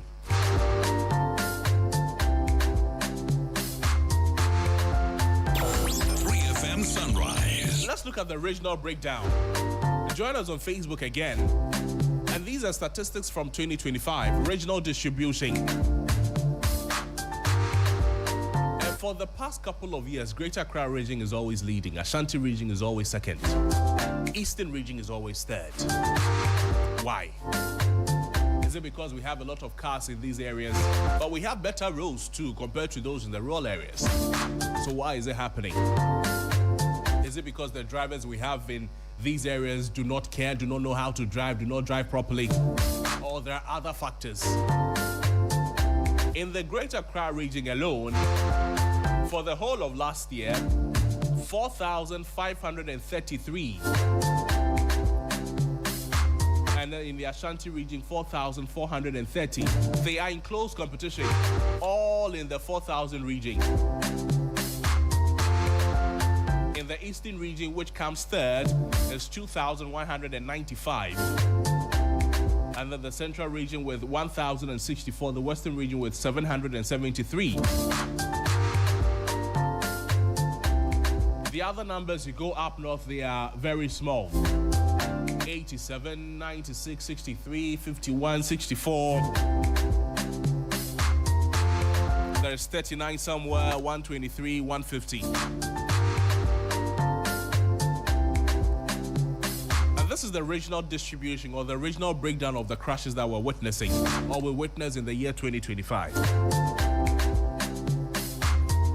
If you take away the numbers, if you take away the percentages, the truth remains that road crashes are not accidents, they are outcomes. They are outcomes of decisions. Outcomes of enforcement, outcomes of what we choose to prioritize as a nation.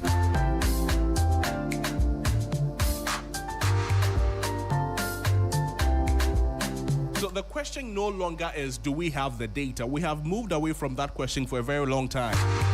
The question now is, what are we doing with the data that we have? Because every delay in action shows up in the next year's numbers. In 2026, if we do not act now, we will see the impact of what we did not do in 2026 in 2027. It means a lot more funerals, a lot more accidents, a lot more injuries. Don't you think we deserve safer roads in Ghana?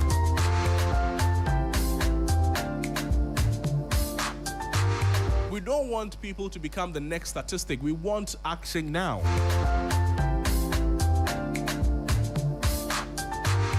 Superintendent Alexander Kweku-Obeng is Director of Education, Research and Training at the Motor Transport and Vehicle Traffic Directorate, MTCD. He's joining us on phone this morning. Dr. Godfred Achia-Dakwa is also joining us. He is a road and transport expert. Gentlemen, good morning to you. Thank you so much for joining us. Good morning, and thank you to your listeners. Thank you. I'll start with you, Superintendent Alexander Kweku-Obeng. We're grateful for your time. These are very disturbing numbers that we are seeing. From where you sit and for the exposure you have and how long you've been in this space, why do we keep seeing the increase in the numbers? Because unfortunately, I can't hear it. Your line is very good. Superintendent, can you hear me now? A bit. Okay. So what I'm asking is that we're seeing a lot of the numbers. We're seeing an increase in the numbers. If you're comparing 2024 to 2025, why do we keep seeing this increase? What is not working? Well, I think, okay, good morning. Thank you very much. I think I had the occasion of coming to your studio to interact with our clients, and another is vehicle owners, drivers, vehicle occupants or passengers and pedestrians regarding the current road safety situation. We have worrying gaps that need to be filled. And I want to take this opportunity first of all and say good morning to our listeners and viewers across, and to say that if you see what is going on and read, it's because I've been emphasizing that Ghana has a road safety problem that all of us and some need to find solutions to keep arising. I first and foremost because it is human driven. It is still systemic, but major causative factor and influencers are human beings who are vehicle owners, who are road users, and in particular our attitude of non-compliance and the general indiscipline that characterize the use, ownership of vehicle use, and the way we also maneuver our vehicles of all types and access the road on foot. And the reason why we are aware the state is coming up with certain interventions that will target safer routes and safer use of roads and safer vehicles, and in particular, regarding where I'm coming from, interventions that will ensure that we don't only continue with the traditional way of traffic enforcement, but to generally invest in automating our capacity in terms of leveraging on or drilling down on the way people are engaged in excessive speeding and then violating of red light, and in addition, other offenses that is coming up with PDA or police personal digital assistance devices to enhance our traditional enforcement capacity so that for our 37 offenses, police officers standing can gather evidence on it and interface with our automated back office for the offender to be forthcoming in real time. This combined with automated traffic enforcement systems that we have built will also go a very long way to increase in motorists' high sense of detection, apprehension, and sanctions, which will go a very long way to increase compliance. So, which is the best practice. Superintendent, so in a few words, what do you think we need to do, briefly? Please speak up a bit. What I'm asking is what we need to do. From where you said, what do you think we need to do? What do you think we need to do? Yes. Yes, I think road safety requires very intensive investment, and therefore I would rather commend the state for, first of all, investing in safer roads and roadsides. Level of investment that are ongoing and which we see around, and also for police, so far as we're concerned, in the coming days, we are rolling out our automated enforcement system to, as it were, show our presence on the road day and night, nor the weather, because our systems are easy to. Some of it, you don't require police presence, but the cameras are there. Those that require police will not walk alone, will not come on the road empty-handed. But, Superintendent, are these things we were not doing before? Are these things we didn't have before? Yes, I think obviously these things we were not doing before because our roads are not safe, and I'm not surprised heavy investment are going on. When we have safer road and roadside, we also need very robust enforcement. And robust enforcement is not mere deployment of police presence on the road, but to back it up with technological setups and complete development and equipment to interface with those who have committed offenses. And also ensure that based on the data, as we are discussing, it will guide us to also move into a space where motorcycles will be regulated, backed by enforcement that will ensure that people are forthcoming with best practice when they are they deploy their vehicles and use them in traffic. I say, let me bring in Dr. Achiat now. Doc, thank you for staying with us. You've listened to the response from Superintendent, but the general question about road safety, again, to you, what are we not getting right? Yeah, thank you very much, and greetings to my friend, Superintendent Tim. Yeah, although his voice was very far and low, but I had some few statements from him. Going straight away to your questions, there are some things, and I can say so many things that we are not getting right. That is why we are getting the numbers increase. And we want to go starting from 2015. It is from the beginning, but just starting from 2015 to 2025, that 11 years data in front of me, you can see that all efforts that we are, the authorities and the enforcement and the legal framework and everybody, the driving schools are doing leaves much to be desired. They are not optimal to arrest the situation. When you have the time, and I'm quoting the statistics for you, when you look at death, I'm mostly concerned about death and injuries.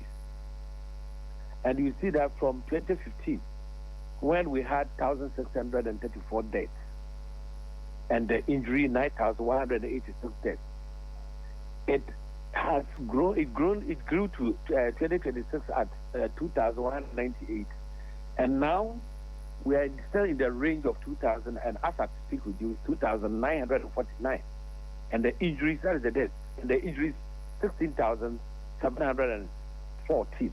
But I must tell you, one person dying is too much. It's too much. One person dying is too many. What are we not doing right? Government is not doing its best. Government is not doing its best at all. If government is not doing its best, what should it do?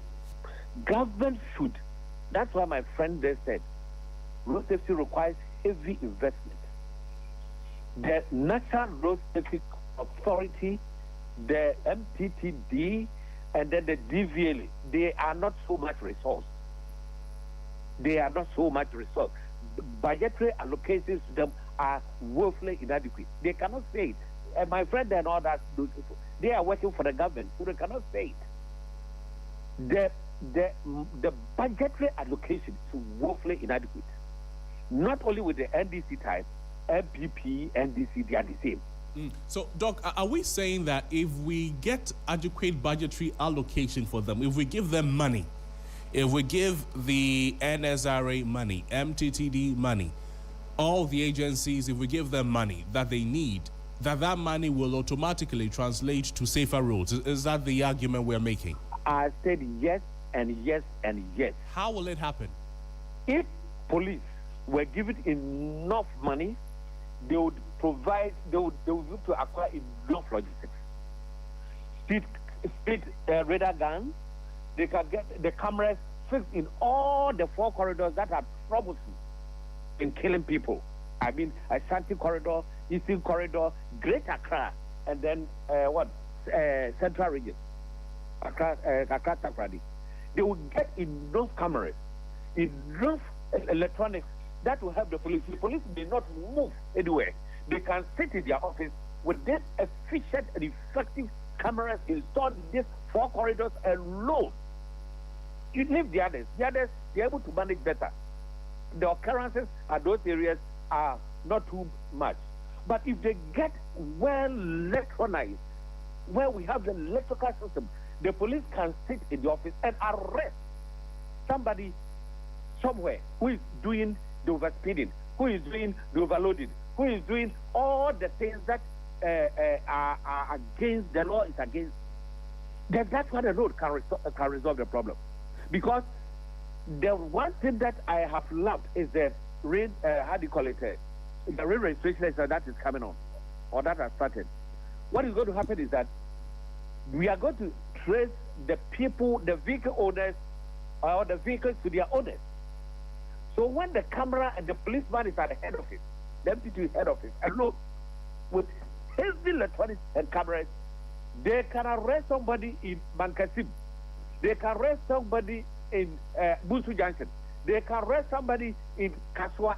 They can arrest somebody in Adabraka, Kanesu Road, such that they can get them to arrest and then cause their arrest. And at times, in some advanced countries, you know what they do? They are using helicopters that are so modern. The moment they are flying all over the corridors, you know, Ghana, we have the 4 corridors that are causing these huge problems. Greater Accra, Ashanti, Eastern, and then the Central Region Road. Let's get about 2 helicopters or for each corridors. Buy the police, the MTTD, very good helicopters, modern, and then let them fly on this road 24/7. Fuel them, put knowledgeable men on it. You will see that when a vehicle is overspeeding, a radio message can be released from the helicopter to tell that vehicle that is overspeeding that you are overspeeding. Park, we have arrested you, and all the nearby vehicles will hear that. We arrest them. Look, all that is going on there, we are talking about killing. Vehicle will not kill if it's emotional. It is sitting at one place. But the moment you deploy the vehicle by a Mr. Driver, then the Mr. Driver start to do the undoable things and killing people. I'm telling you, if the government is able to resource the police MTTD, finance the National Road Safety Authority, and then the DVL linking this data together, it will provide a better solution. And two, they should not govern because he relaxing and he hasn't got enough money to release to them, or he's not prioritizing them. But I'm telling you, if what I'm saying is done, you will see that at the end of the year, we sit here and be clapping for the MTTD, we'll be clapping for the National Road Safety Authority and the DVLA. Let them collaborate and provide them with the logistics. It will be done. So, let me get... Doc, please stay on the line for me. Superintendent, can you still hear me? Superintendent Obeng, can you hear me? Right. Okay. So the conversation, according to Doc, is that if the MTTD and other agencies are adequately resourced, do you believe that proper funding is what will ultimately solve the problem? All right, thank you very much. And I didn't know one of our advocates and a diehard for road safety also on the other side. Doctor, good morning. What it is that that's exactly what I mentioned, that currently the same system approach proposed and generally ratified by UN member countries that has one aspect unless relating to safer road and safer road sides, requiring for heavy. Look, Superintendent, I'm losing you. Unfortunately, we'll have to call back Superintendent Alexander Obeng from the MTTD. But Dr. Achia Dakwa is still on the line with me. Doc, let's continue the conversation. We'll get back to Superintendent Obeng shortly. There are those who think that just giving the NSRA money, giving the MTTD money, giving DVLA money, and all the other agencies under the Transport Ministry that should take care of the safety of our roads, if we give them money, it does not automatically mean that we are solving the problem. In discipline of drivers, how will money solve it? Police officers, MTTD officers, taking money from drivers, allowing them to use the road when their vehicles are not in good condition, when they are driving illegally, when they do not have their licenses, they do not have their roadworthy certificates, amongst all of that. How do you solve these human problems with money? If you heard me well, you will have understood that the money that will be given to this governmental agencies, at least the three of them, it would take care of all other things that you are mentioning. If a car is even smoking, which is causing environmental pollution, without even causing accident, the MPTD with helicopters running in this road can arrest that vehicle. So it's a process. Look, the driving schools are so important in this dispensation. So the driving school will be brought as a forward realm, which is from the private sector, to help these three governmental agencies. How would they do it? All the causes of these road crashes all over are caused by human errors. And because they are caused by human errors, the driving schools will also be in the form of advice to have some stickers that drivers, when they are trained, which training, because they are caused by drivers, it is only training that can help train human beings to do better. Therefore, when a driver is trained and the vehicle goes from road, has this road safety put right, they have stickers that will give.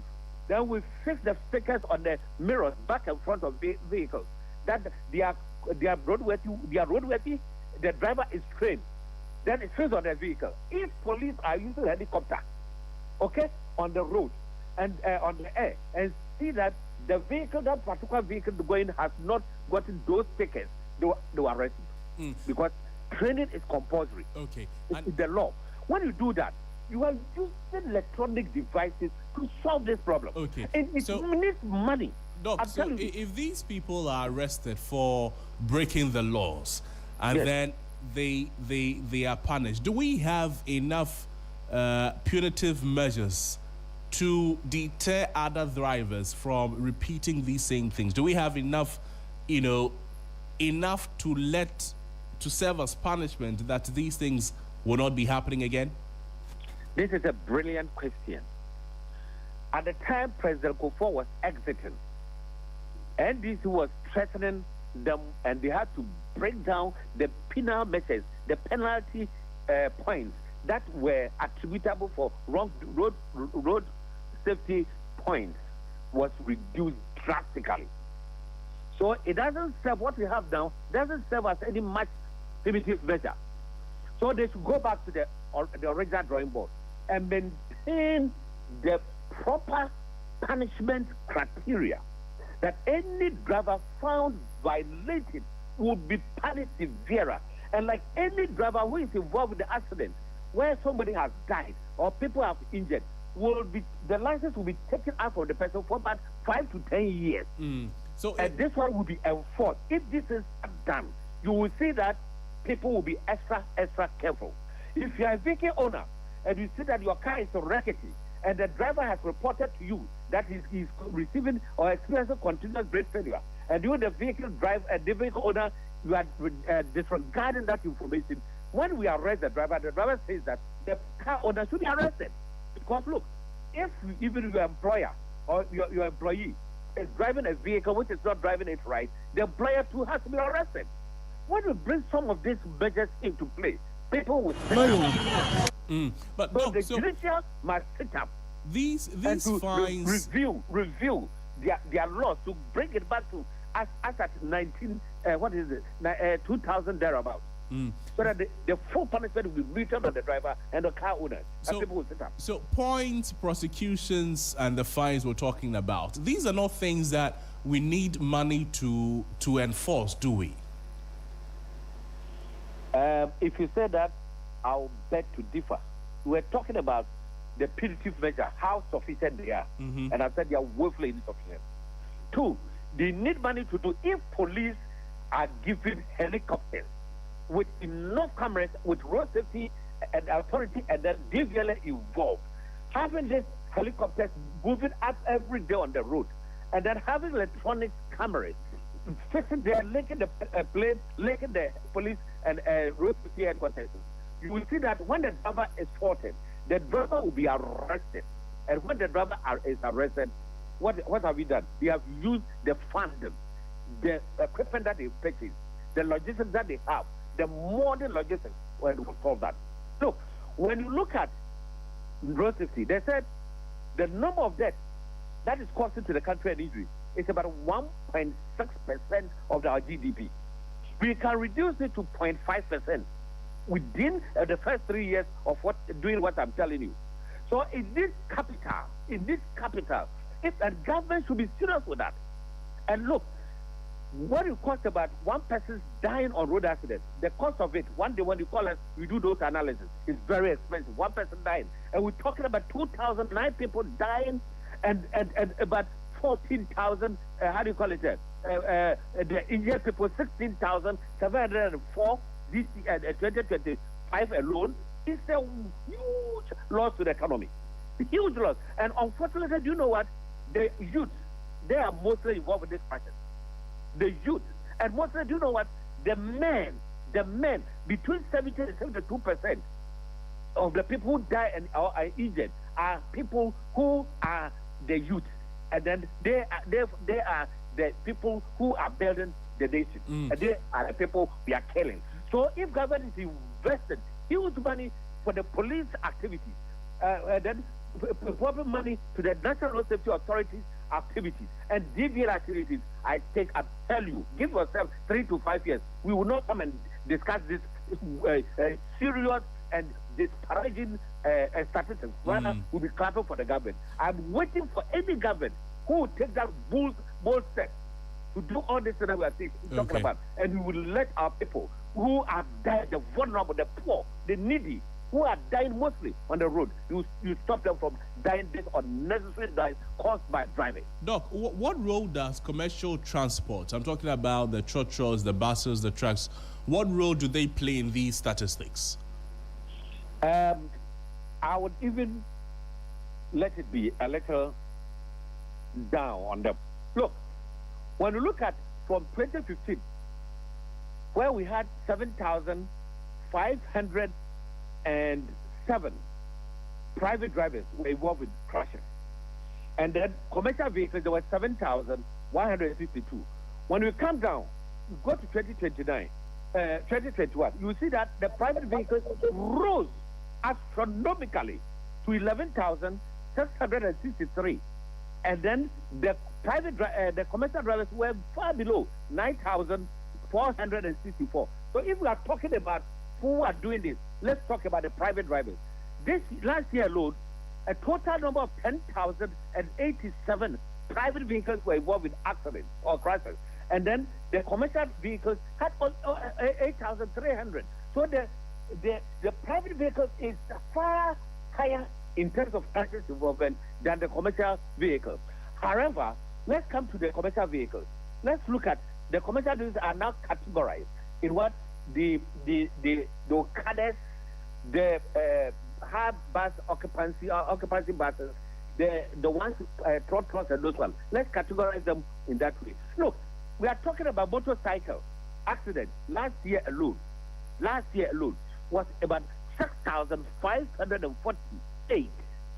And do you know that mostly when motor vehicles are involved in crashes, people sustain severe injuries and death, even more than cars. So if now that we have legalized Okada, don't expect 6,000 next year as we do this conversation. You will see the staggering figures that we will get on our statistics. So it means that the commercial people, what we can do for them is that most of them, about 80% of the commercial vehicle drivers are for somebody. The vehicles are for somebody, and only about 20 to 15%, 15 to 20%, they are for the people who drive the vehicles. Therefore, because they are human beings, what we can do to bring them out from these crashes, and if you take the commercial drivers out from these crashes, then we are good to go. How can you do it? The drivers must be mandatory, go for training twice in a year. Now it is becoming desperate. Ghana is becoming desperate. And if I want to read to you about the world road crisis statistics, Ghana is ashamed. So the drivers must be forced to go through training. It is only training that can resolve those human errors. Because the drivers, even if they boast of their experience and they are involved with that, what is your boastfulness for? So we need to be trained, and the training should be constant and continuous. Even if not at all, if they cannot do it twice in a year, then they should do it once in a year. And every driver, whether private or commercial, once in a year. When we continue to do that, you will see that road crashes will reduce. It has happened in Ghana before. 2015, NDC did it.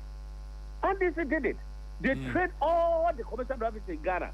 And from that time, the ripple effect has continued to date. Because they trained the commercial drivers all over the country. And we did it. RSC Limited did it with Dr. Magasi. We did it. And when we did that, you know what happened? Road crashes was reduced. Death was reduced by 9.17%, and the injuries was reduced by 17.9%. So what happened? It means that when we have done continuous training, you will see that drivers will become more knowledgeable about road risk management practices and then they will be so comfortable with defensive driving. They will so be knowledgeable, and they will anything that will cause a crash, they will avoid it. Doc, stay with me. Superintendent Kokobi is joining us again on the line. Doc, thank you for rejoining the conversation. If government had funding for one intervention to stop or reduce road crashes, where should it go first? I think, sorry, my line dropped earlier, and I've listened to Doctor, and I think these are suggestions that aligns with the current strategies that the country is seeking to invest and deploy. And earlier I was mentioning that apart from the road expenditure that needs to be re-engineered in line with the safe system approach that is currently ongoing with expansion of roads in terms of dualizing the two that are also influencing because head-on collisions are that also many, and people who sleep and fatigue impact on headlong and among others. So that aside, where I'm coming from, our proposal, as I said, has been adopted, and it is critical that you can, as you said, though Ghana is also looking at intensifying sensitization, awareness creation, information sharing and campaign among others. The other critical bit that is of importance, it has to do globally, it has to do with enhanced enforcement.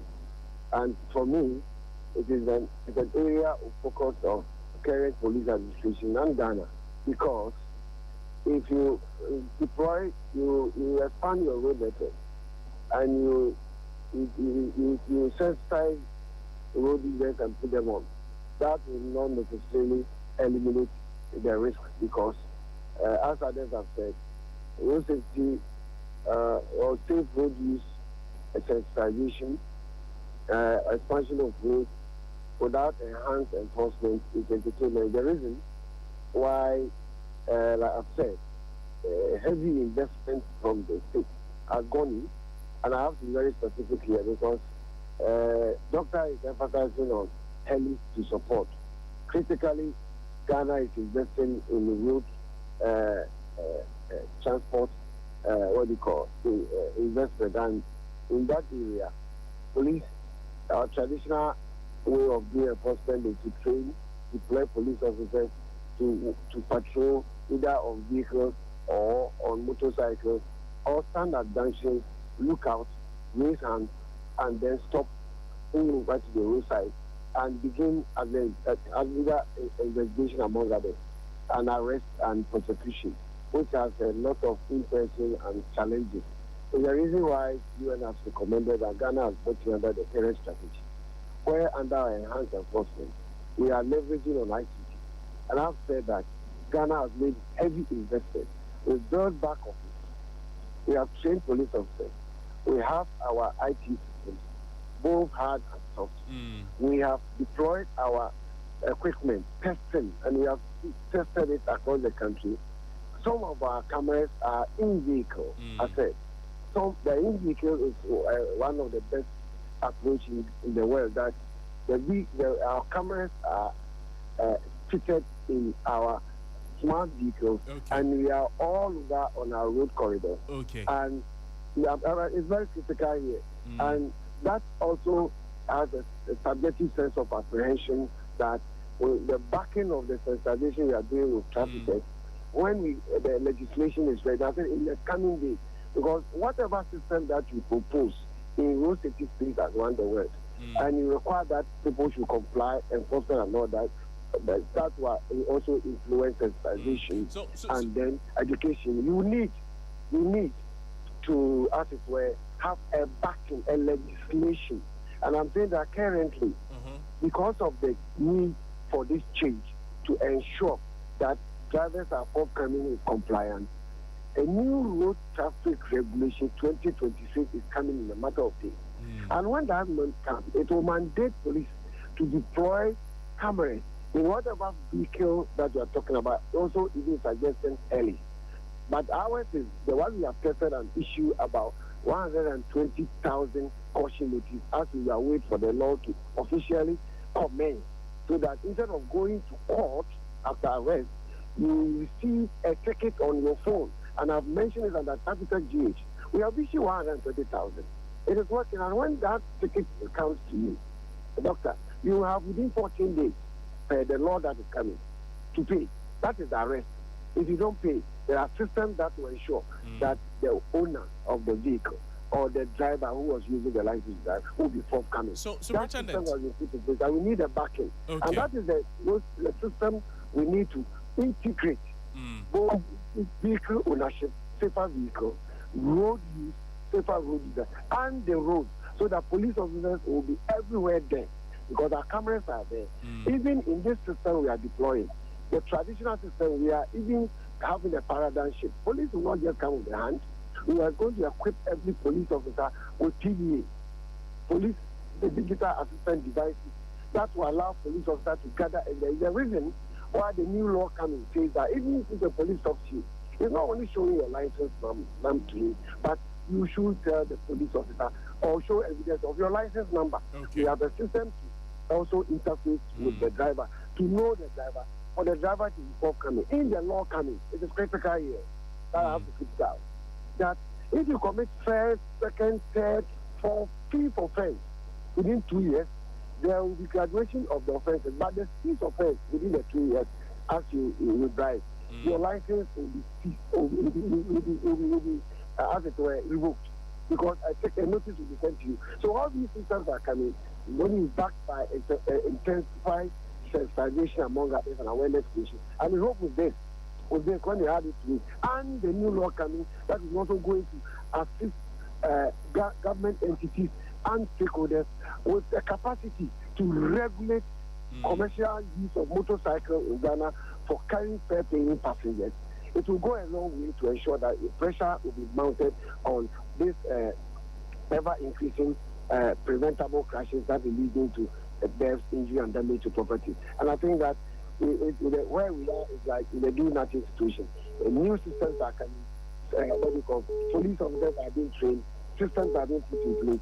So as it says, so far as doctor is concerned, with the heli, we have vehicles on the ground that are equipped that will be patrolling the road to capture evidence in traffic of those who are engaged in excessive speed, above 30 in school zones, above 50 in built-up area, above 100 please hold on for me. So, based on the factors that you have mentioned now, if I am to ask you, what do you think, or what does the data say in terms of the leading contributing factor or the leading contributing cause to the road crashes? Would you say it is overspeeding? Would you say it's drunk driving, or the poor roads?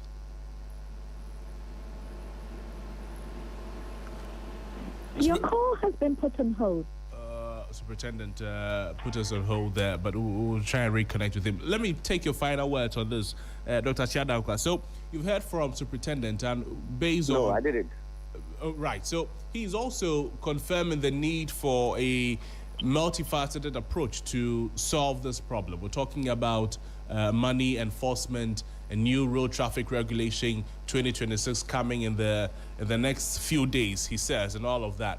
Going forward, if I'm to ask you what you think is the leading contributing factor, speeding, drunk driving, overloading and all of that, or the poor roads, what would you say is the number one cause from your experience?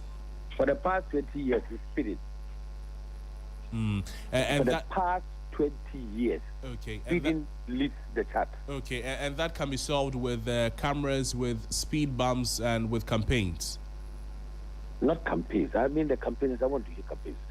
Talk about training and education. Right, training and education. Okay. Yes. Let me take your final words on this conversation, and I'll go back to Superintendent for his final words as well. Okay. You see, if all that we are saying, and all that we also tried that Superintendent said, which I don't know, they come out the new enforcement, they resource the National Road Safety Authority, they resource the DVLA, they resource the MPTD especially. Then they motivate the driver education sector. These four elements, four organizations coming together would surely reduce the crisis on the road. And for now that government, it will take government some time to gather all these funds to do it, driver education must be seen to be the main catalyst that can help reduce the road crisis. And the police should help us know that, do that. And DVLA, even if they don't have money, or National Road Safety Authority, if they don't do that, I've said this one more than 10 years. Let's get tickets for drivers who have trained, who have gone through training, and stick them in their vehicles. If you are not trained, you don't arrest them and send them to court. Let them go and train and then come back. When you do training, people would not be involved in that much asset. Because excessive speeding, if you understand the physics of speeding and you are taught well, you will not speed. And almost everything, time best, wrongful overtaking, drunk driving, fatigue driving, all those ones, they have the effect of what? Overspeeding. Dr. Dakwa, thank you so much for your time with us on the program. Dr. Godfred Achad Dakwa is a road and transport expert speaking with us there. Superintendent Alexander Kwekobing is still with me. Superintendent, let me take your final words on the conversation so we can end. Thank you very much. I think the interventions that are being deployed are all disabilities. As you asked earlier, the major concern factors that are driving this mobility and mortality. And it's clear that of all the crashes we have, the serious injuries and deaths, about 60 to 62 were as a result of one inappropriate or excessive behavior of the motorists. And therefore, it is critical. You also see motorcycle-related or motor use and use-related crashes and associated and all that. Pedestrians also were impacted among others. All these are guiding us. And so far as we're concerned, it is also always clear that the strategies are multifaceted. Every country has multifaceted. Sometimes we call it 5E. But might have a strong economy that will invest in engineering, education, enactment of road laws and enforcement, and emergency medical responses. When you have this list, as we have it under the system approach which we are implementing, of which I've talked about enhanced enforcement in order to ensure that we have safer vehicles and safer road events and all that. And in doing this, it is the reason why police is investing heavily in automated systems to support our traditional way of being enforcement. And I have discussed the reliance on automated cameras. Some will be in our vehicles, some will be on tripod, some will be on at hazardous junction permanently to check speed and light. In addition, we also are equipping police officers who will be patrolling on foot and on motorbikes with police signal assistant devices that have the capability of gathering evidence on about 37 road offenses and behaviors. Because the cameras mostly globally does about 4. But when you add a police officer, you are quick and you don't allow him or her to walk alone. But carry an automated handheld device that also allows him or her to gather evidence. It goes a very long way for people, for motorists, vehicle owners, drivers, passengers, pedestrians who are capable and willing to commit from not committing because they know police have the ability after they have been set aside to gather evidence for them to be forthcoming because there cannot be interference and there cannot be whom you know. And it's a system that we have deployed and currently testing under traffic tech GH. Right. And that is what I've discussed that it is coming up. Okay. And you cannot deploy some of these interventions without having the right legislation. Because even if we have problem with motorcycles and related of you always will need a legislation that will allow government entities to regulate. And it's a new law coming in with that. So we are going to enter into a new road safety management scheme where we have amended our existing road law that was more intensive to more automated system that will also allow police to deploy our system after training sensitization of the general public, which is ongoing and attractive. Thank you. Among others. For me, we have a digital system that is going to support traffic police to also leverage on engaging other stakeholders to ensure that business owners are forthcoming, drivers are forthcoming, and then even transport operators are also forthcoming. Thank you so much, Superintendent Alexander Kwekuobing, Director of Education, Research and Training at the Motor Transport and Traffic Directorate.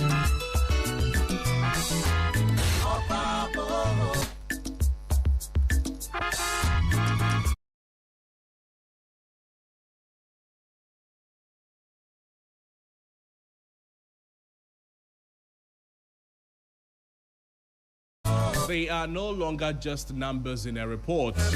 They are deaths that touch almost every family and community. Every day people have some expecting. Every day people leave home and they're expecting to return home safely. Sometimes they never do. These crashes are not accidents.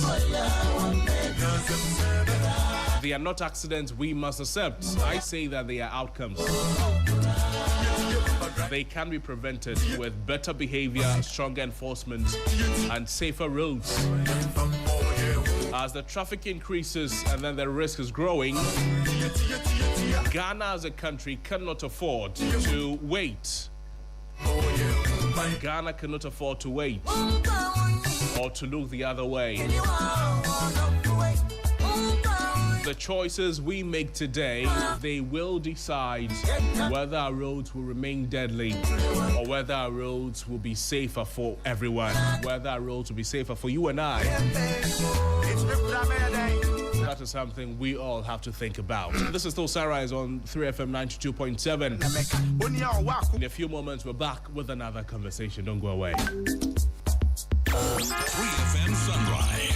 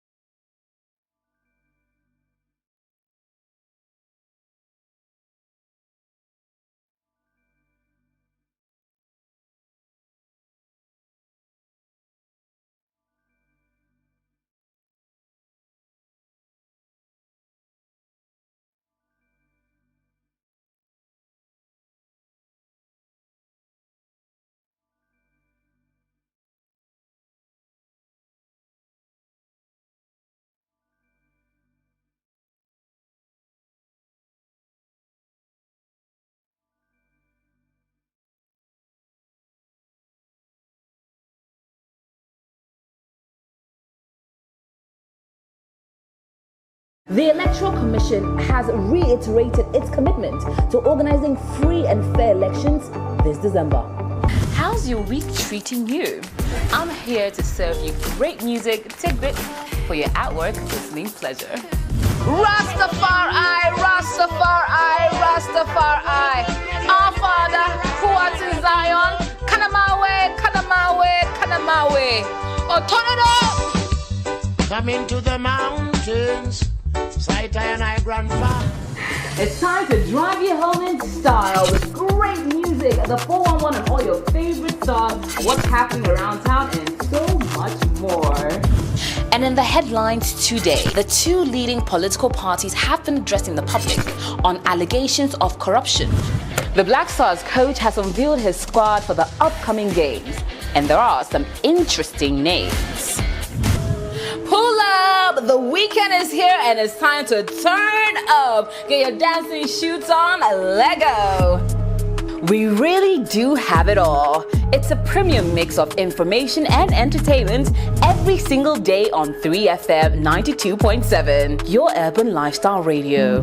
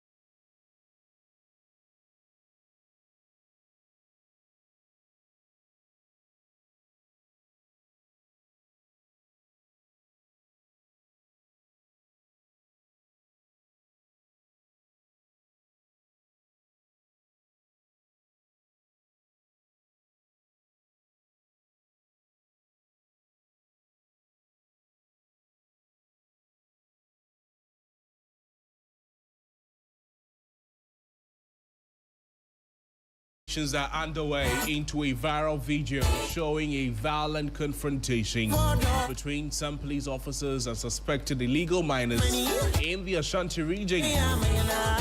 The disturbing footage reportedly recorded at Bipotinting in the Amansi Central District of the Ashanti region, and it captures a scuffle, the sound of gunshots, and a man lying in a pool of blood.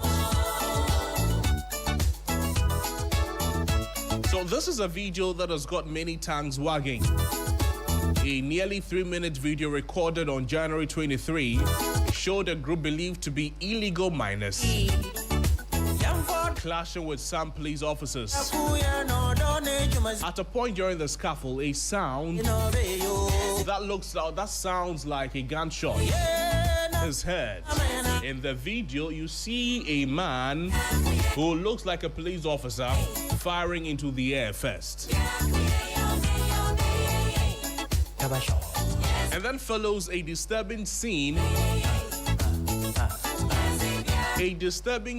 Of these residents alleged to be illegal miners fleeing the area. They had gathered around the car. They had gathered around police officers. You can see 2 of them in the video. And then one of the police officers who came from the driver's side of the vehicle, you can see in the video.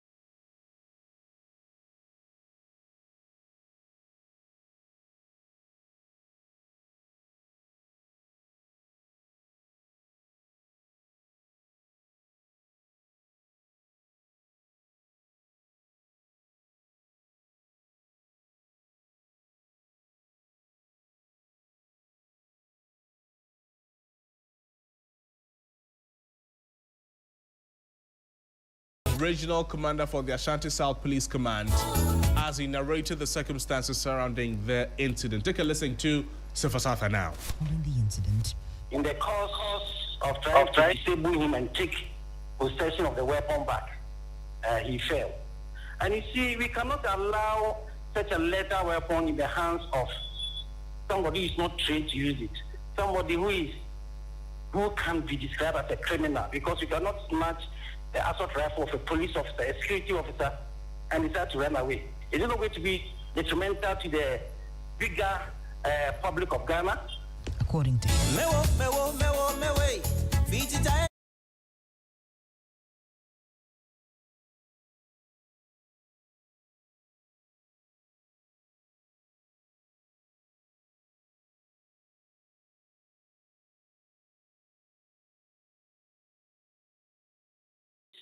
to disable him and demobilize him so that we could retrieve our weapon and arrest the person and bring him to book. So the intention was not to shoot to kill him. He further indicated that investigations are ongoing to establish the full truth behind the viral video. The police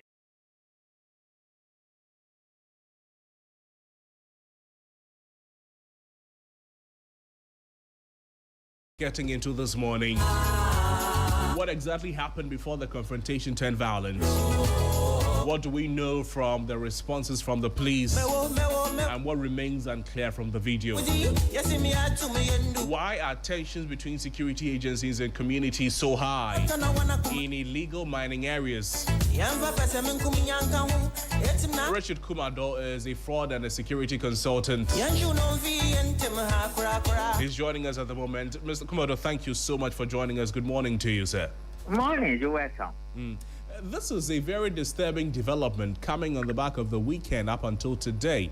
It's a video that has elicited a lot of reactions. Some on social media, they are happy about the outcome, and others are very concerned. From what you said, before we get into the proper conversation, when you saw the video, what did you make of everything?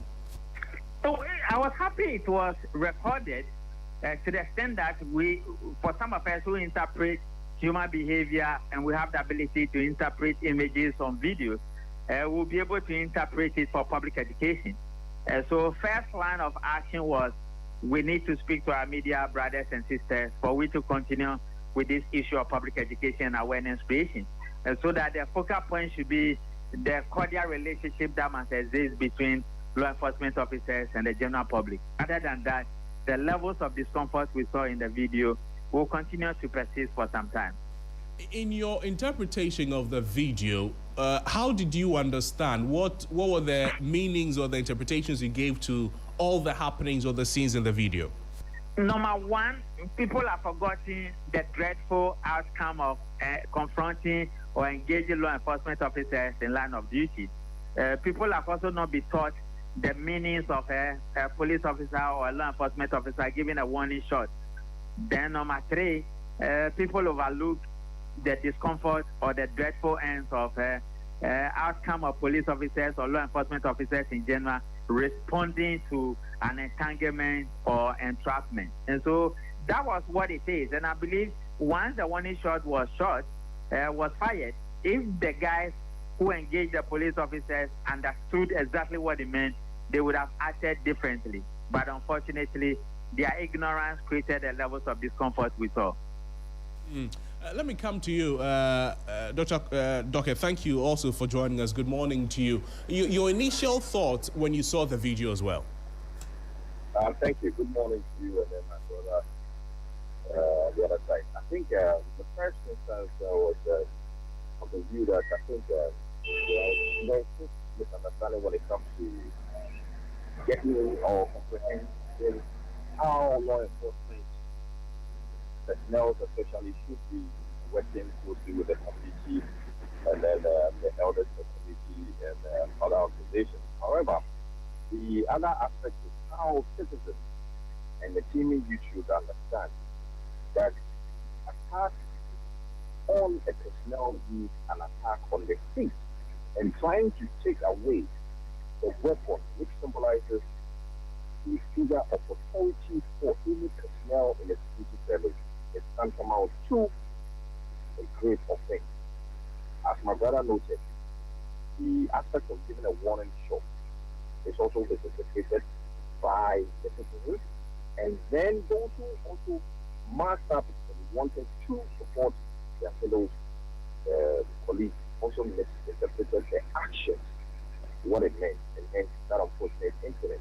But ideally, anyone that tries to prevent law enforcement from executing their mandate is breaking the law. And that is what we need to platform for the citizens to understand that you are engaging in an illegality or not, and when the law is catching up to you, you have no right to fight the law.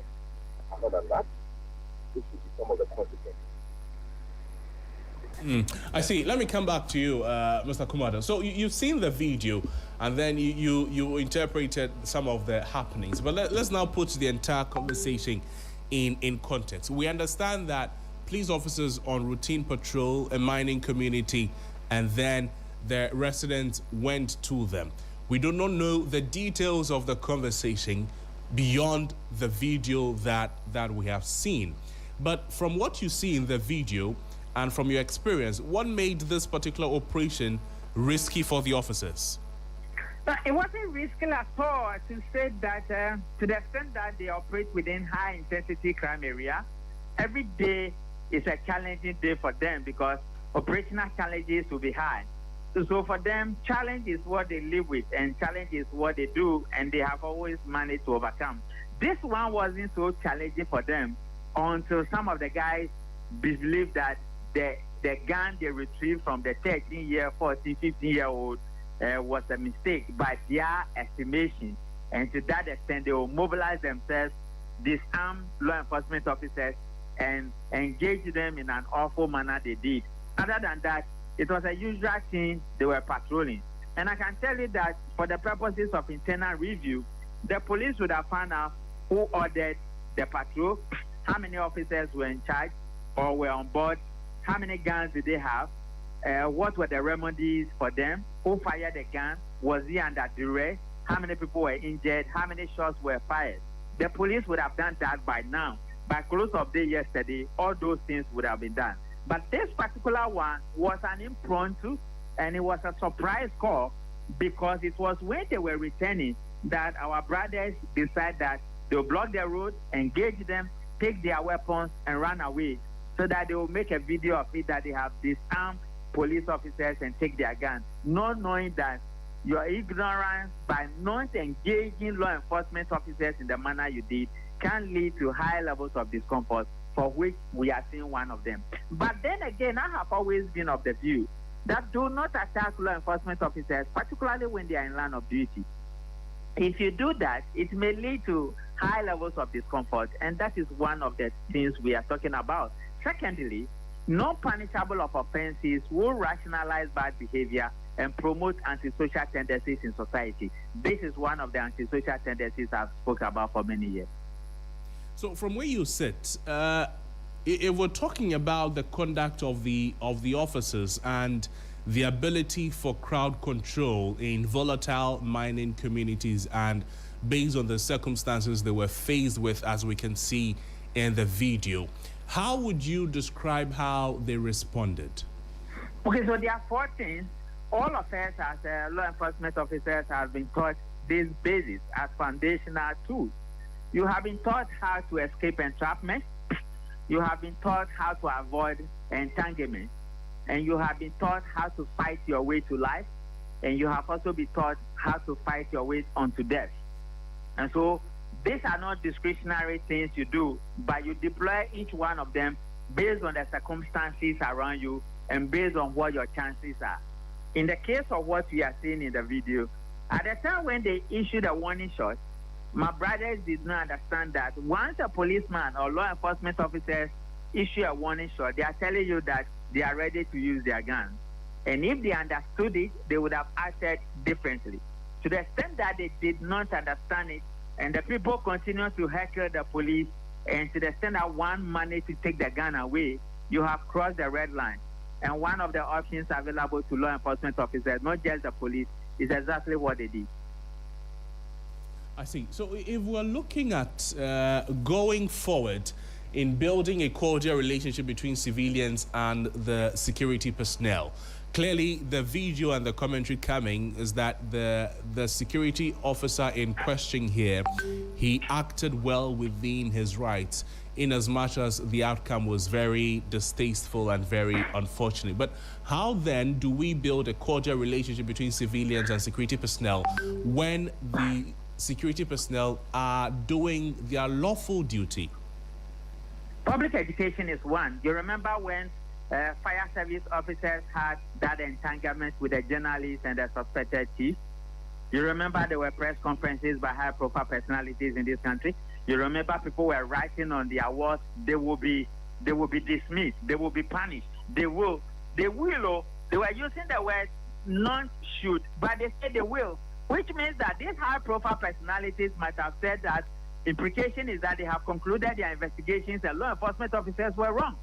Just this week, as Kuman said, when fire service people came under attack because they were saying people build on the hazard and they were not getting water, and the ripple effect that the whole community is going to be wiped away by fire, they were beaten.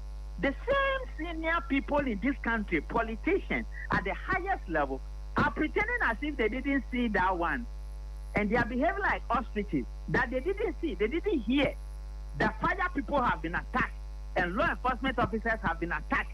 When you put up this behavior and you behave as if law enforcement officers are second to none personalities and they are first class people, you are adding to the misbehavior we are seeing in this country, that you have emboldened people, the very people law enforcement officers fight so hard to protect. You have emboldened them that they should take them on in an awkward manner in which we are seeing. And to that extent, if care is not taken, you have the power to say, this one should be dismissed, this one should be interdicted, this one should be sacked. It is my hope and prayer that this path we are on, when it backfires, all of us will take responsibility what we have done and what we did not do right or wrongly.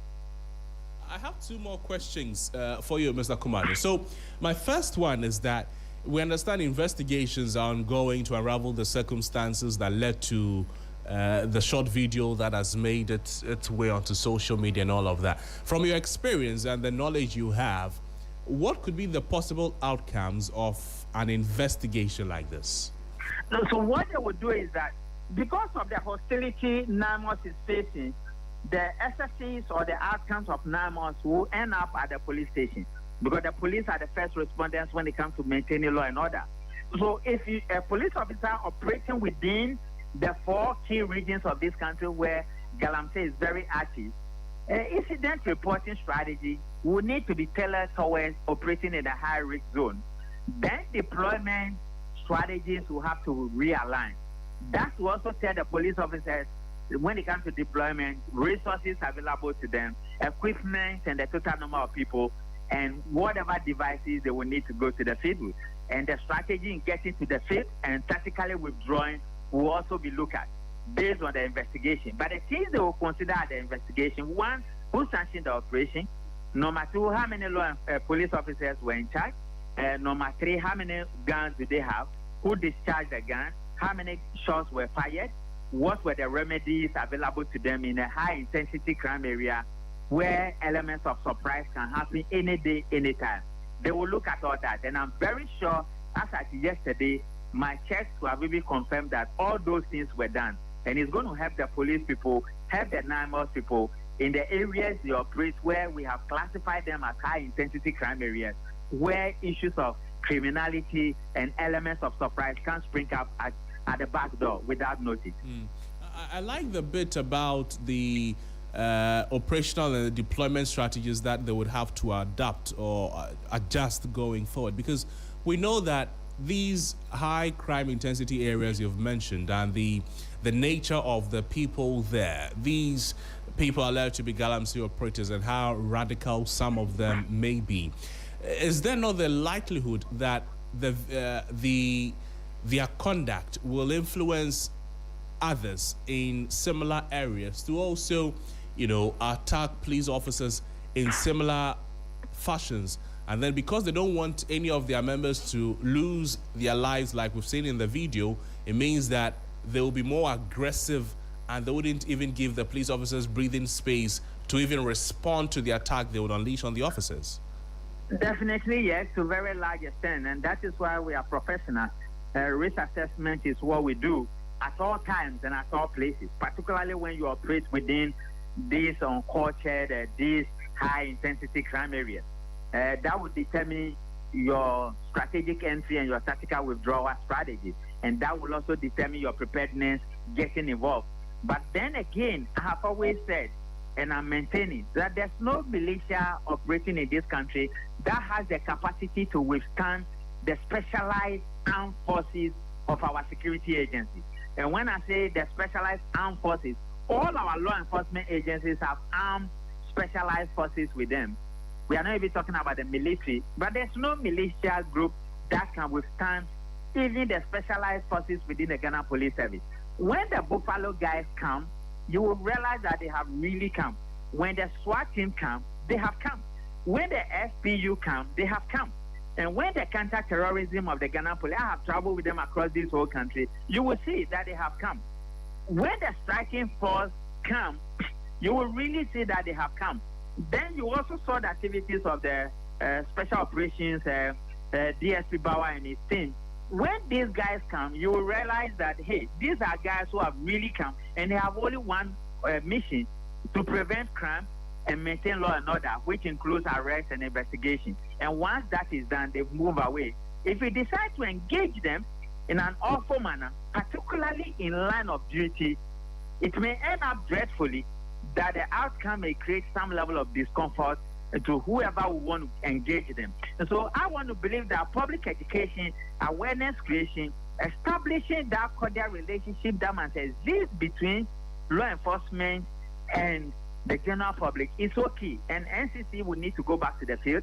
Information department would need to go back, because you guys in the media have done so well by providing the platform. Until we are able to do that, some of these authentications and entrapments and dreadful outcomes will become common within the Galamsey areas, because Galamsey has become a national core element with the high levels of threat that can affect almost everybody, including NIMOS and the police.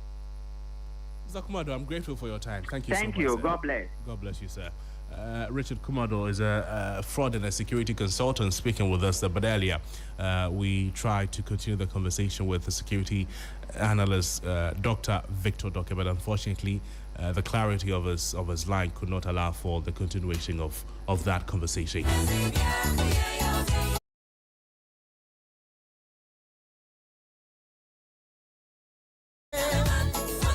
But the commentary is that you cannot blame the police officers. You cannot attack a uniformed officer and then attempt to take his weapon, attempt to take his service gun from him. And then when you do that, it means that he will now be at the receiving end of whatever you have against him. You are not trained to use that weapon. His life is then in danger, and the lives of everybody around you is also in danger, again, because you're not trained to use a weapon. We're not justifying the outcome. We're not saying that what happened is right. We're not saying that he was right to shoot to kill him. But we're saying that it should not have happened. That's the crux of the conversation this morning, that this is not something that should happen.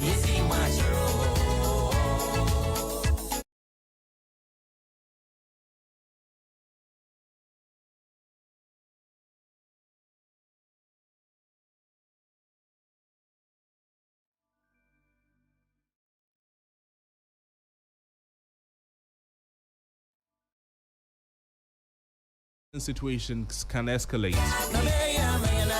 It highlights the dangers faced by security personnel, the risk to civilians, and the urgent need for caution and planning, as well as calm from all sides. Moments like these, they remind us that understanding and restraint are as important as enforcement. The civilians could have acted better, and I'm almost certain in my mind that the police officers could have also handled the situation better. But of course, investigations are ongoing, and stay with us here on 3FM 92.7. We'll be bringing you the outcome of that investigation, the fallout of that investigation as well. We have just a few minutes to leave you this morning.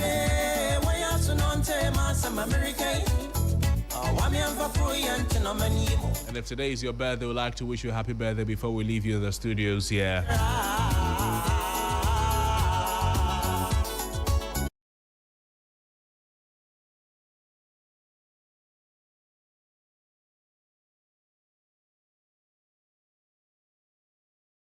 Wish you a happy birthday. Happy birthday to you.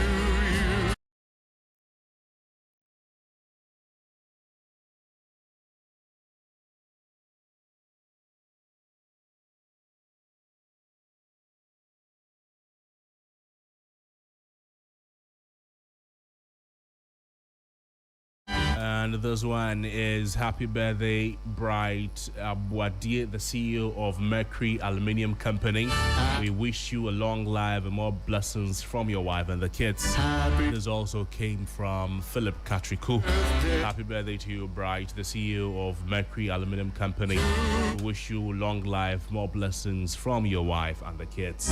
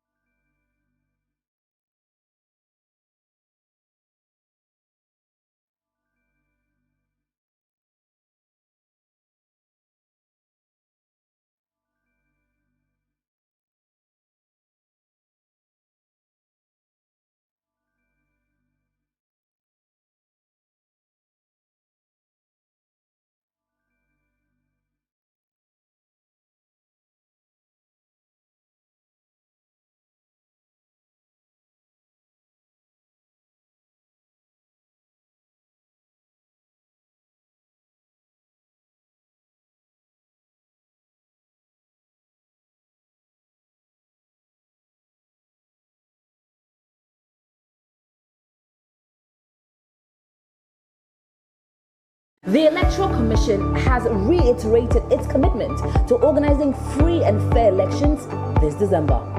How's your week treating you?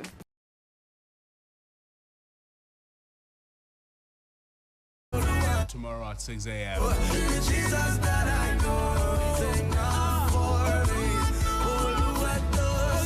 Thank you to the entire production team. Frederick Uzotiani, Sixtus Don Olo, DJ Abiam is also there. Corey is there. And as always, Christabel Sasa Streve, well, she has to come and read news at 10. She likes to enjoy herself behind the scenes. The last time it was with Sixtus Don Olo. This time it is with another person. Now she has worked in the studio like some good girl doing evil things. Come and let's talk. Talk to us about some of the stories you're giving us this morning. That's why when you were there, that why they were doing it. My name is Noble Crosby, and thank you so much for joining us.